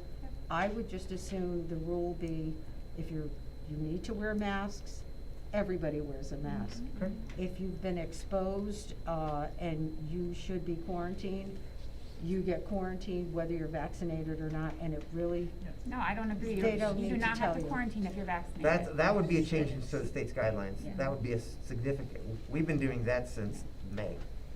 well, I really have a very difficult time with this, and this is going on in public as well, where vaccinated and unvaccinated people are being put in 2 different categories, and I just think that is really, really Well, wrong. going back And I to do- I do- what Lindsay's saying too, like, I mean, that's a family decision, and the kids are getting the brunt of a family's Right. decision. And I Right. do One feel way like or it the could other. pressure, and I never wanna see a family that feels like their child feels like they have to get vaccinated because of what other kids are saying, cause it is such a family, it's a medical decision, this is a family decision, and I can see However, I it with- don't think that we should start quarantining people who are vaccinated. Well, let's I not don't even have the- deal I don't with have that. the Let's answer, talk about- I'm just saying the concern, that's all. Well, we have a mandate there, but let's just deal with the question. Yeah, so of I've heard a needs lot help. of people say, Mask. stay masked. Is there anybody that doesn't agree with that? Okay, so that'll cover the performing arts, that'll cover the sports. Any thoughts about, custodians in the evenings and? Well, when you said that, that says this meeting right now, none of us We don't need have to wear wearing masks, is exactly what I was thinking Is too. when you were saying that, I was looking at this table, Just not right now, and And that's also the vote for the board event, that wouldn't that be considered, the auditorium be considered that as well? So we would have unmasked in okay. the But auditorium for. he mentioned something about students. That's what it said. It said when students are present. Again, the spirit of that, from the way it's been explained to us, is it's the idea that we might have after-school activities that technically take place, quote-unquote, after school, or on the weekends where there are 30 students present and they don't want the adults being unmasked in that setting, knowing that they're gonna be around, around them. That's the spirit of it, but it's also recognizing that there are times when these buildings are practically empty, and, So that you don't have to wear your mask to go into Walmart where there might be 300 people, but there's 2 people here, and, I mean, Well, yeah, So I mean, I- for It's a example- really gray area, cause if you have the student reporters here and we don't have our masks on. I agree. I would now are you say for these violating board it? meetings, we stay the way that we are. I Yeah. would say any large kind of gathering, and really that was the lesser of the 3 Yeah. issues. The 2 big ones are the ones you've already answered, so. So could we modify or recommend a modification to the third one that just says, for employees doing work in the school after hours, they're exempt as long as there are no students around? So if band is having a practice in the band room and the janitor is working way out in the field house, the janitor doesn't need it. But if the janitor is working in the band room cleaning while they're practicing, That makes they need total it. sense. Can we do that? Because if that's what the spirit was. What about Yeah. a staff meeting? Yeah. Well, that's a good, like that. A staff meeting that happens during the school day No. or after school? After school. You're still gathering people. That's what I want the feedback from you I guys say, on. I say stay masked. I think it has to do with a certain amount of, like a number, like you're saying, like one sole employee Right. working in their classroom or. I through think the if you're hallways. alone, I I'm don't cool know. with it. Yeah. If you're not, Yeah. so maybe we just say, just mask. Just mask. If you're alone and cheat, anyway.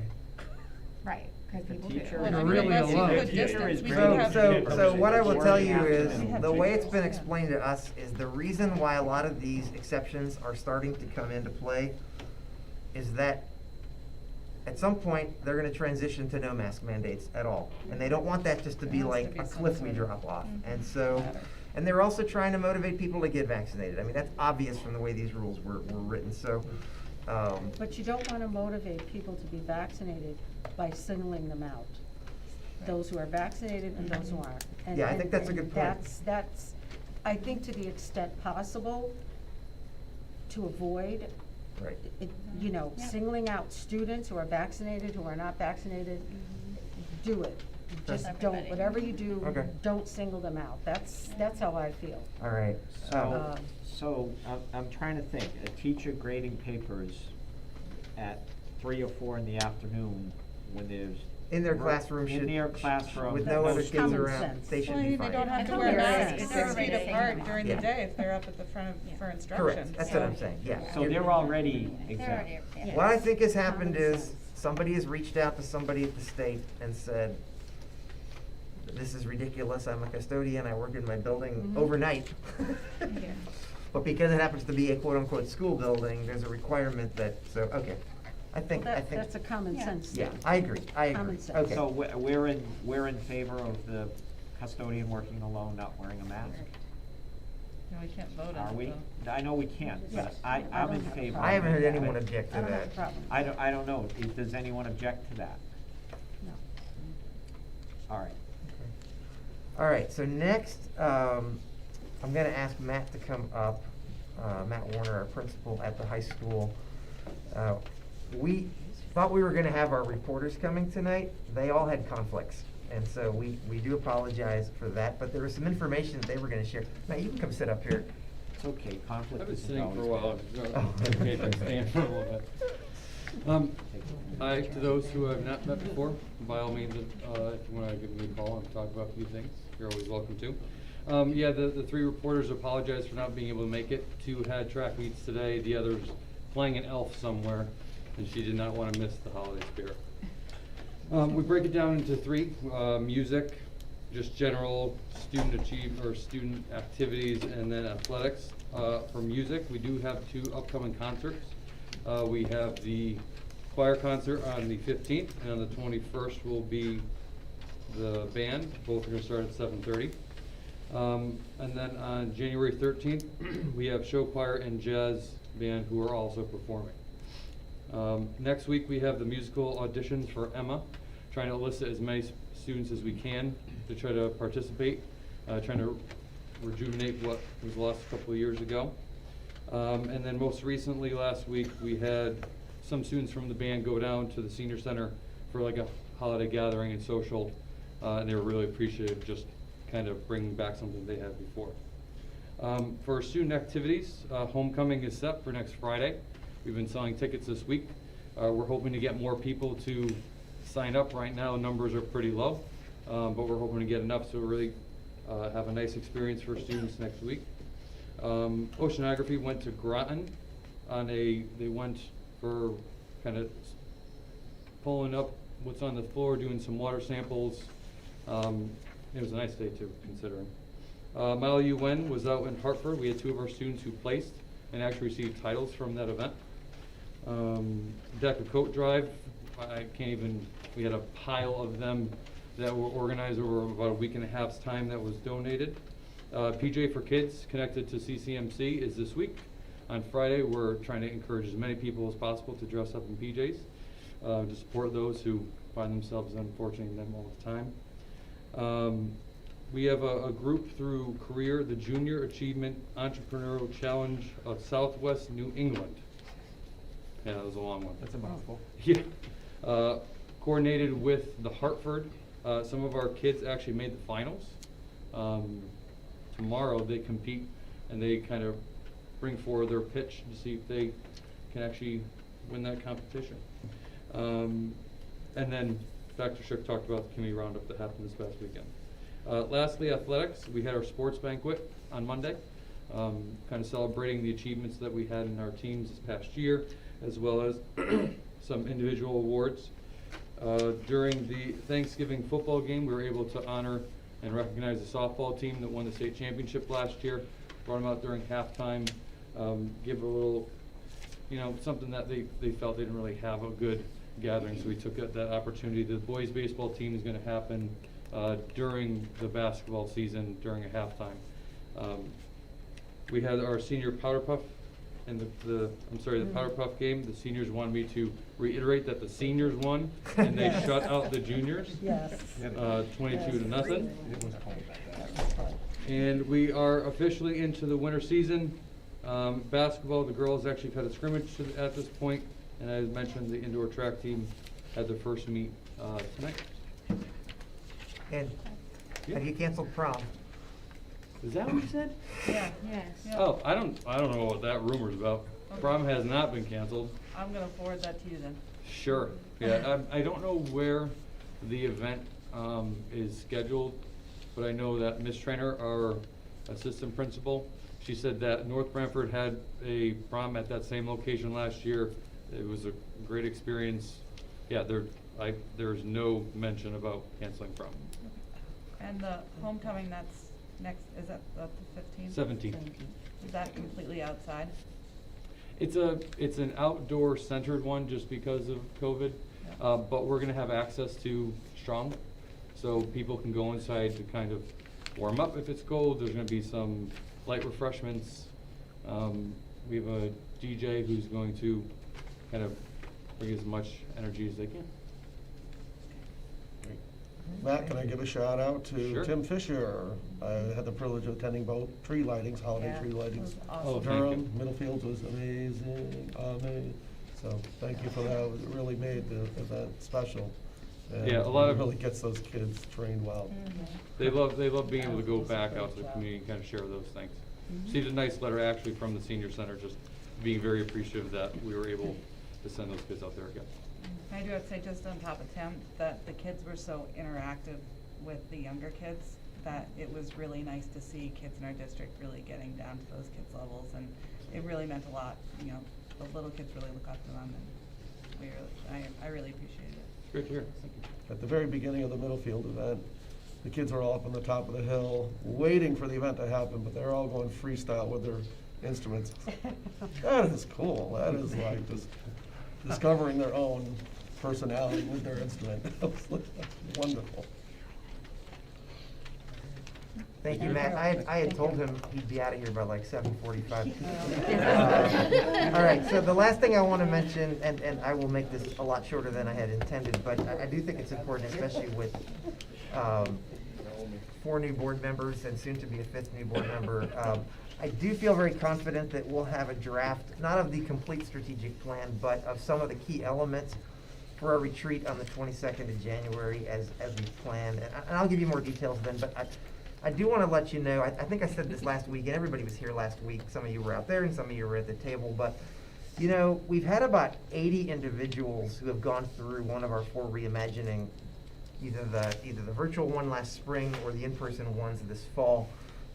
Many more that went through that, but 80 that have said they want to stay involved in that and want to stay connected to the work. And so, you know, rather than just bringing you a plan that the administrative team has worked on, which we have, and that a few others have chimed in on, and where we took data from the reimaginings and from my transition report and all these other data sources, we also did a Zoom with those folks this week and are going to be collecting a lot of their input and incorporating that. So whatever we show you on the 22nd, we'll have the benefit of having all of that input. And I'm really excited about that for 2 reasons. One, that it won't be limited to just what we could bring to you all. I think that's important.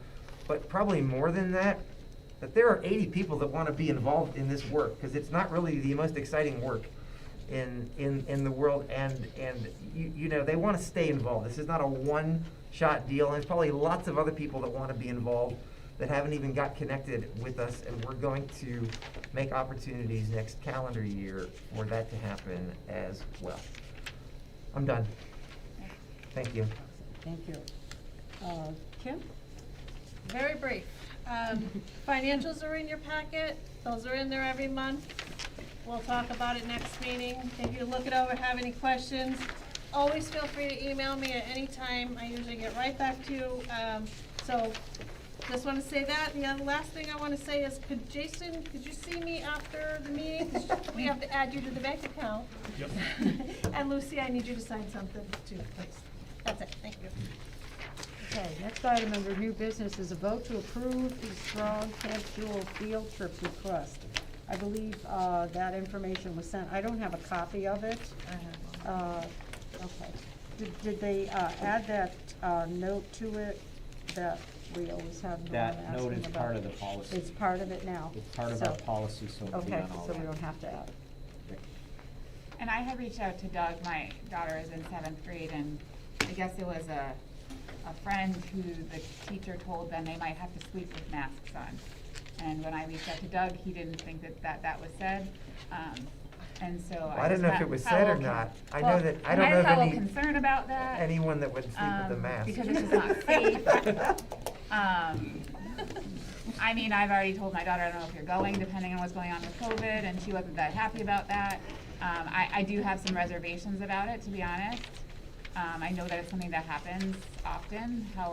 I mean, we don't know what it's gonna look like in June. So, I mean, I'm hesitant to say no, but I'm also hesitant to say yes. I know that's not a good, and I would say that even if it wasn't my kid. Yeah, I will say that I will say that there is the language that says that the board reserves the right to cancel a field trip at any time due to warnings from the, you know, whole list of Homeland Security. Homeland Security, you know, Health Department, what have you. So as long as it's on the permission slip, which would be probably at the bottom. Doesn't explicitly say it, but it is No. part of our policy, so.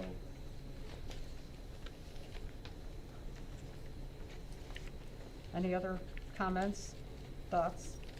I'd like to be optimistic and approve it as opposed to Yeah, I not would well. approve it. Okay, so we have a motion on the floor to Second. approve Field the trip. field trip request. And a second. Any other further discussion? Okay, all those in favor? Aye. Aye. Opposed?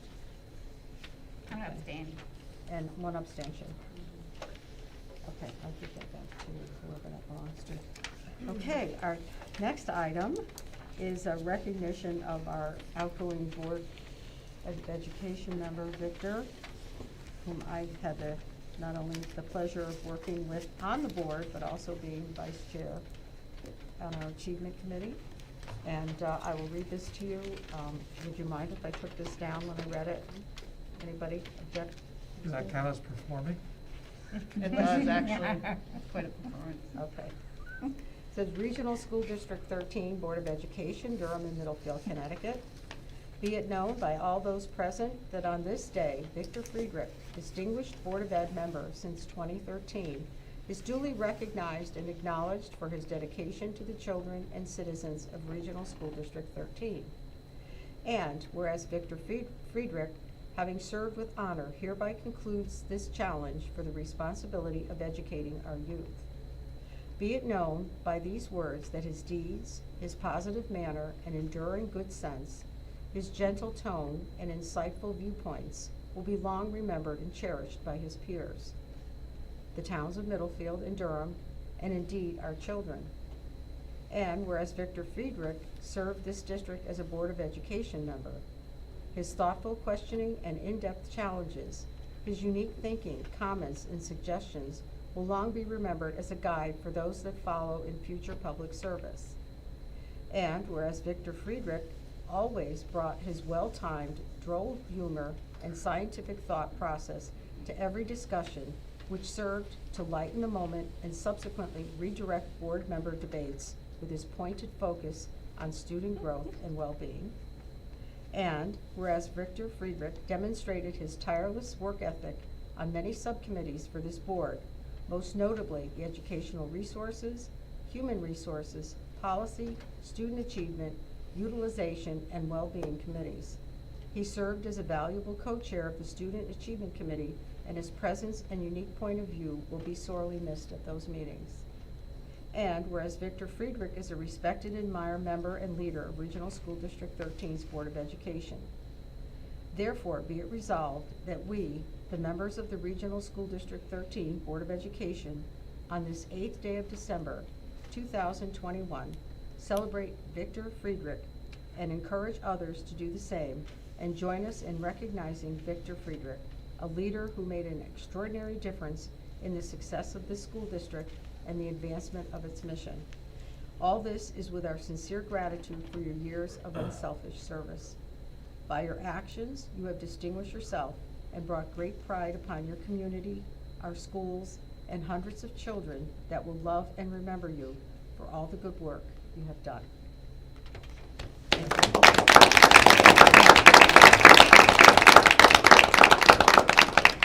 You guys really laid it on.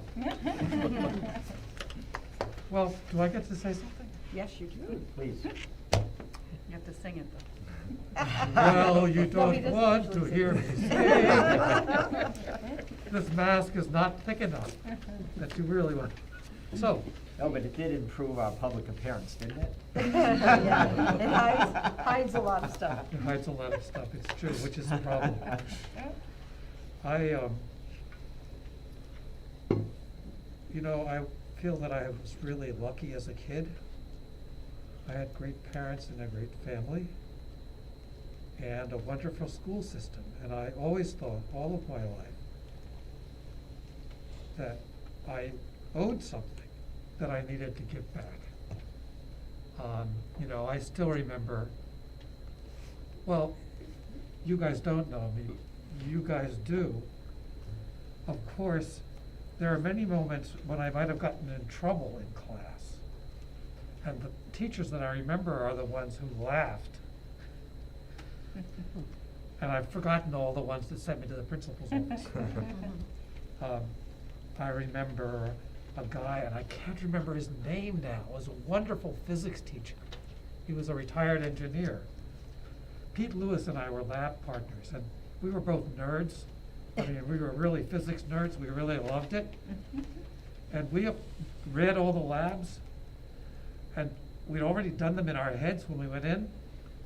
So that it was just a great adventure. Well, that worked out pretty well until wave lab. Any of you guys have a wave lab? You know what happens in a wave lab?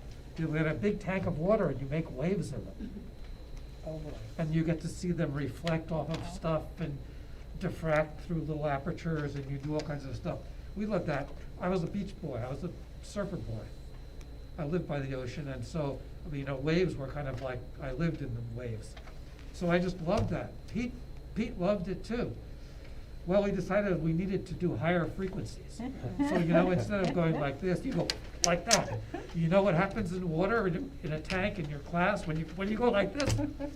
All over. Well, Mr. Thompson did not send us away. He laughed because he appreciated that we were doing that. We have so many good people in this school system who are Mr. Thompsons. I think it's been an amazing and wonderful privilege to serve them.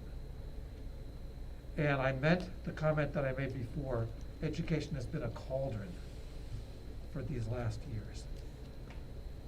Everybody who sticks with their kids and does the work and helps the kids deserves a lot of credit for sticking with it. And the challenges are not over for them. There's been a challenge to be a parent, and it's been a challenge to be a teacher. And one of the things that we need to do going forward is to make sure that we help the teachers as much as we can. Because it is in their hands that the good work that we want to accomplish is actually done. I thank you all. I have to say that I'm sorry that I'm not going to get to know you and to work with you. I'm sad to leave, but my family circumstance makes it necessary.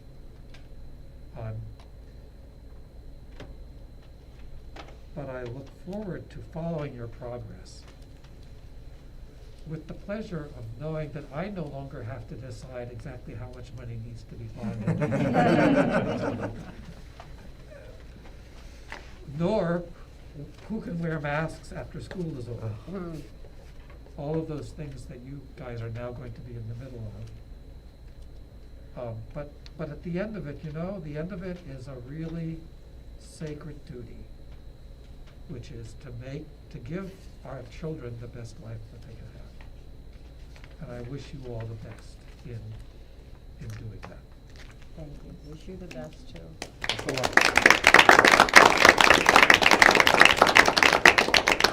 Does anyone else want to share anything? I wondered if, Bob, did you want to share anything at all? Because I know you were chair for a long time alongside Victor. I'm public comment. Oh, okay, all right, okay.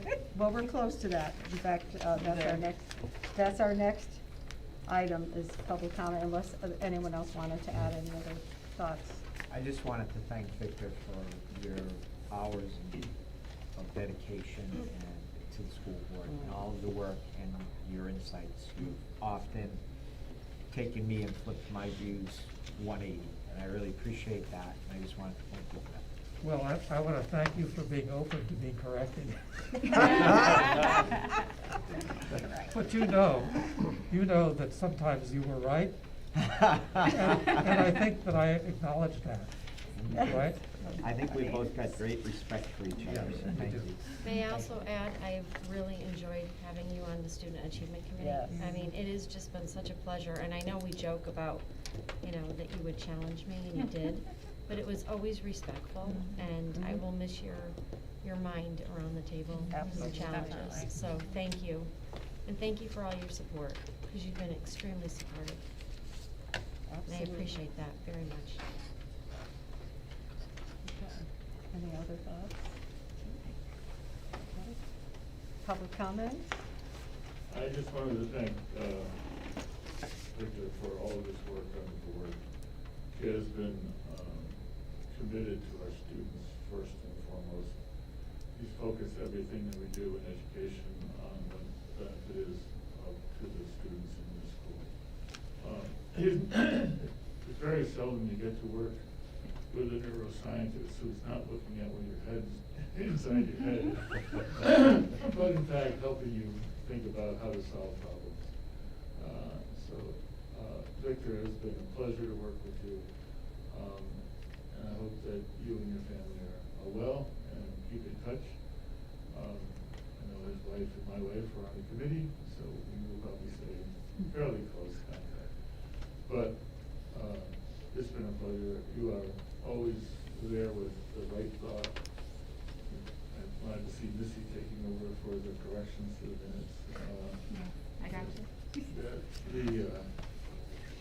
But your commitment to this school and to this district has been wonderful, and it's been such a pleasure to work with you. And I really appreciate all the work you've done. And congratulations to Lucy and Lindsay and Nancy. Good luck. It will be a hard year. I think you all know that these are not easy decisions that are coming up, both in alignment with COVID, with reimagining education, with all the things that are happening over the next few months. You will be busy, and you will be working hard. There's a lot of fun in this job, so look for the students that come in here at night and tell you what they're doing and what they're thinking about. That's where it all ends up, and you should enjoy working with them and get to know them, participate in their events. I've been trying to go to most everything I could go to, easy when you're retired. But you'll find that you'll get a different perspective if you see what the kids are doing. And you'll have to learn to say learners. For Doug, it becomes hard to change from students to learners, but you will find that Doug doesn't switch. I slip Good a luck few to all you. times. And thank you again for all your work. Thank you, Bob. Thank you, Bob. Okay, anyone else wanted to speak? Yes. Hey, I'm Doug Forbush again. Thanks for your patience. This is my first Board of Ed meeting. I'm here, I think, for the same reason our new members ran, just to be more involved, that's all. Mr. Martino, I just wanted to address, I felt your frustration when you, about the accusation of lack of transparency. I think I can address that. From my perspective, it just came from the fact that the videos were not available to be watched of these meetings up on YouTube. They're available now if you're in the room, and there's about 10 people here. And I guess if you're watching it at home right now, you can watch it. And I'm sure we could probably find out how many people are watching the stream right now. Other than that, nobody can know what happens in this room except for the minutes. Minutes are fine, but minutes are really just a summary. They're like the cliff notes of a meeting, of a book, right? So if you imagine War and Peace, which is a pretty long book, now the cliff notes would be about this thick. That's what the minutes of a 3-hour meeting are going to be. So what I would recommend is creating transcripts of the recordings of this. Now, the reason that the videos are not available on YouTube is because, and I happen to do this for a living, so I know this. YouTube auto-generates transcripts, right? And it can only do that, in other words, it's done by AI. It's done automatically, it's speech recognition. And it can only do it well if the audio quality is clear, which it's not great, because I've seen one of the videos. So if the transcript is not accurate, if it doesn't meet, I think it's a 90% accuracy rate, it's rejected by the ADA, okay? That's why all the videos are now taken down and they're listed private. So if you do a search for Durham Board of Ed videos on YouTube, you're gonna get Durham, North Carolina, Durham, Massachusetts, Durham, Great Britain, but you're not gonna get Durham, Connecticut, okay, which is unusual, which is not right, I don't think. That's why people think there's a lack of transparency, okay? That was my first one. Now the next one is not as pleasant, really. Last week, as we know, a bunch of kids were asked to quarantine. What I'd like is some sort of investigation as to why those children were picked out. So if we could find that out, and I don't expect the answer now. I think I kind of know the answer, but I'd like to see it in writing why those children were selected, okay? That's pretty much it for me for now. Yeah, so, sorry, one more question. Can we find out the newer cases in the district, what percentage of them are vaccinated and unvaccinated? That's something we can find out. We don't have to answer that now, but we look into that. Teachers and students, too. Oh, yeah, whether the teachers or students. So in the interest of gathering science and data, let's get those numbers.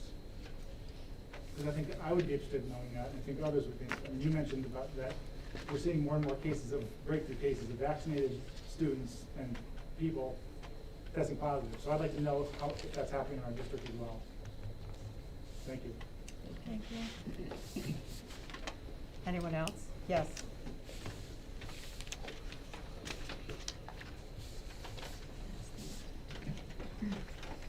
So, Ron Brady Stevens, Durham. So I wanted to go back to speak about what was going on with the guidelines that are set up by the state. So there's a 55-page document that the state put out last year. So that 55-page document, the title of that document is, I'm sorry, I just switched my glasses. Old age setting in here. So the title of that document is Adapt, Advance, and Achieve. So that document is 55 pages long. Then what happened was that throughout the course of the year, things came up. They created 14 addendums, the State Department of Education. Then after they created the 14 addendums, they created interim recommendations, which I have right here.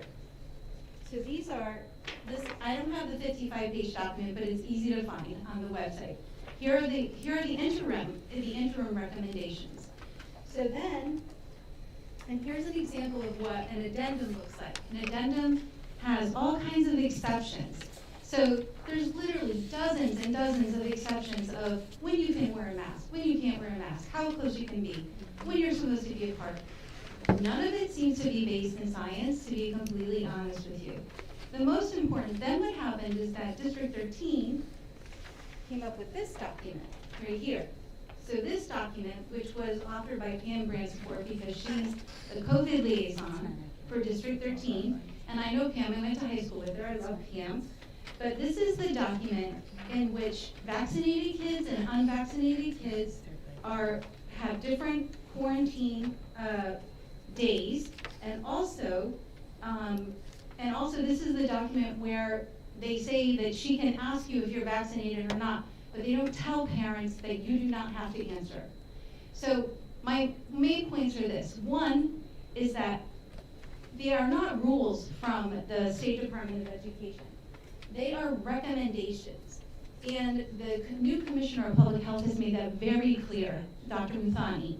So that's really important for this Board of Education to know that you have the power to decide whatever mitigation measures you want.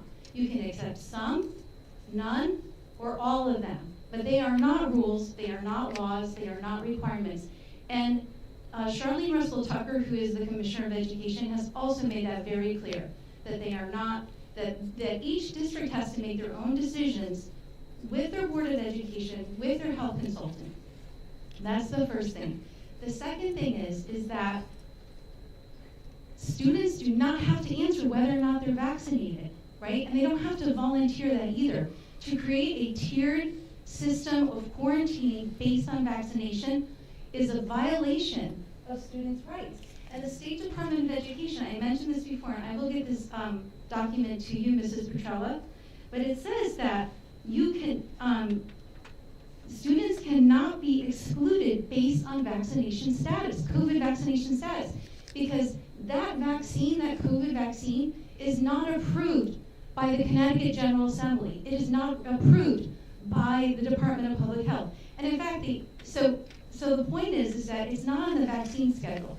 And if it's not on the vaccine schedule as required vaccine like the chickenpox, the mumps, measles, rubella, it's not required, and therefore we cannot, as a district, I just need to finish up. And as a district, you just need to know, Board of Education, that you should be empowered to make this decision. That all of these documents are on the State Department of Ed website. It's in the Superintendent Digest section, and that you should become familiar with this, because none of these things are rules, and that these decisions being made that are affecting all of our children, and they're crushing them. I'm just telling you. And anyone who has kids in school right now, they know that this is crushing them. We know that kids are behind with the younger kids, with their I just would like you to wrap it up, please. I'll wrap it up. My because the 3 point minutes have is long that passed. that I would like this board to investigate.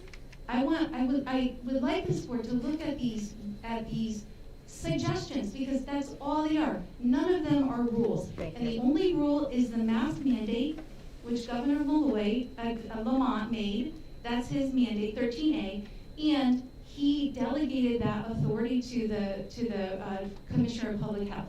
Thank you. So anyway, so thank you very much. Thank you. Thank you. Any other comments? Okay, hearing none, we have a motion to adjourn, please. So moved. Second? Okay, all in favor? Aye. I know no one is opposed. And thank you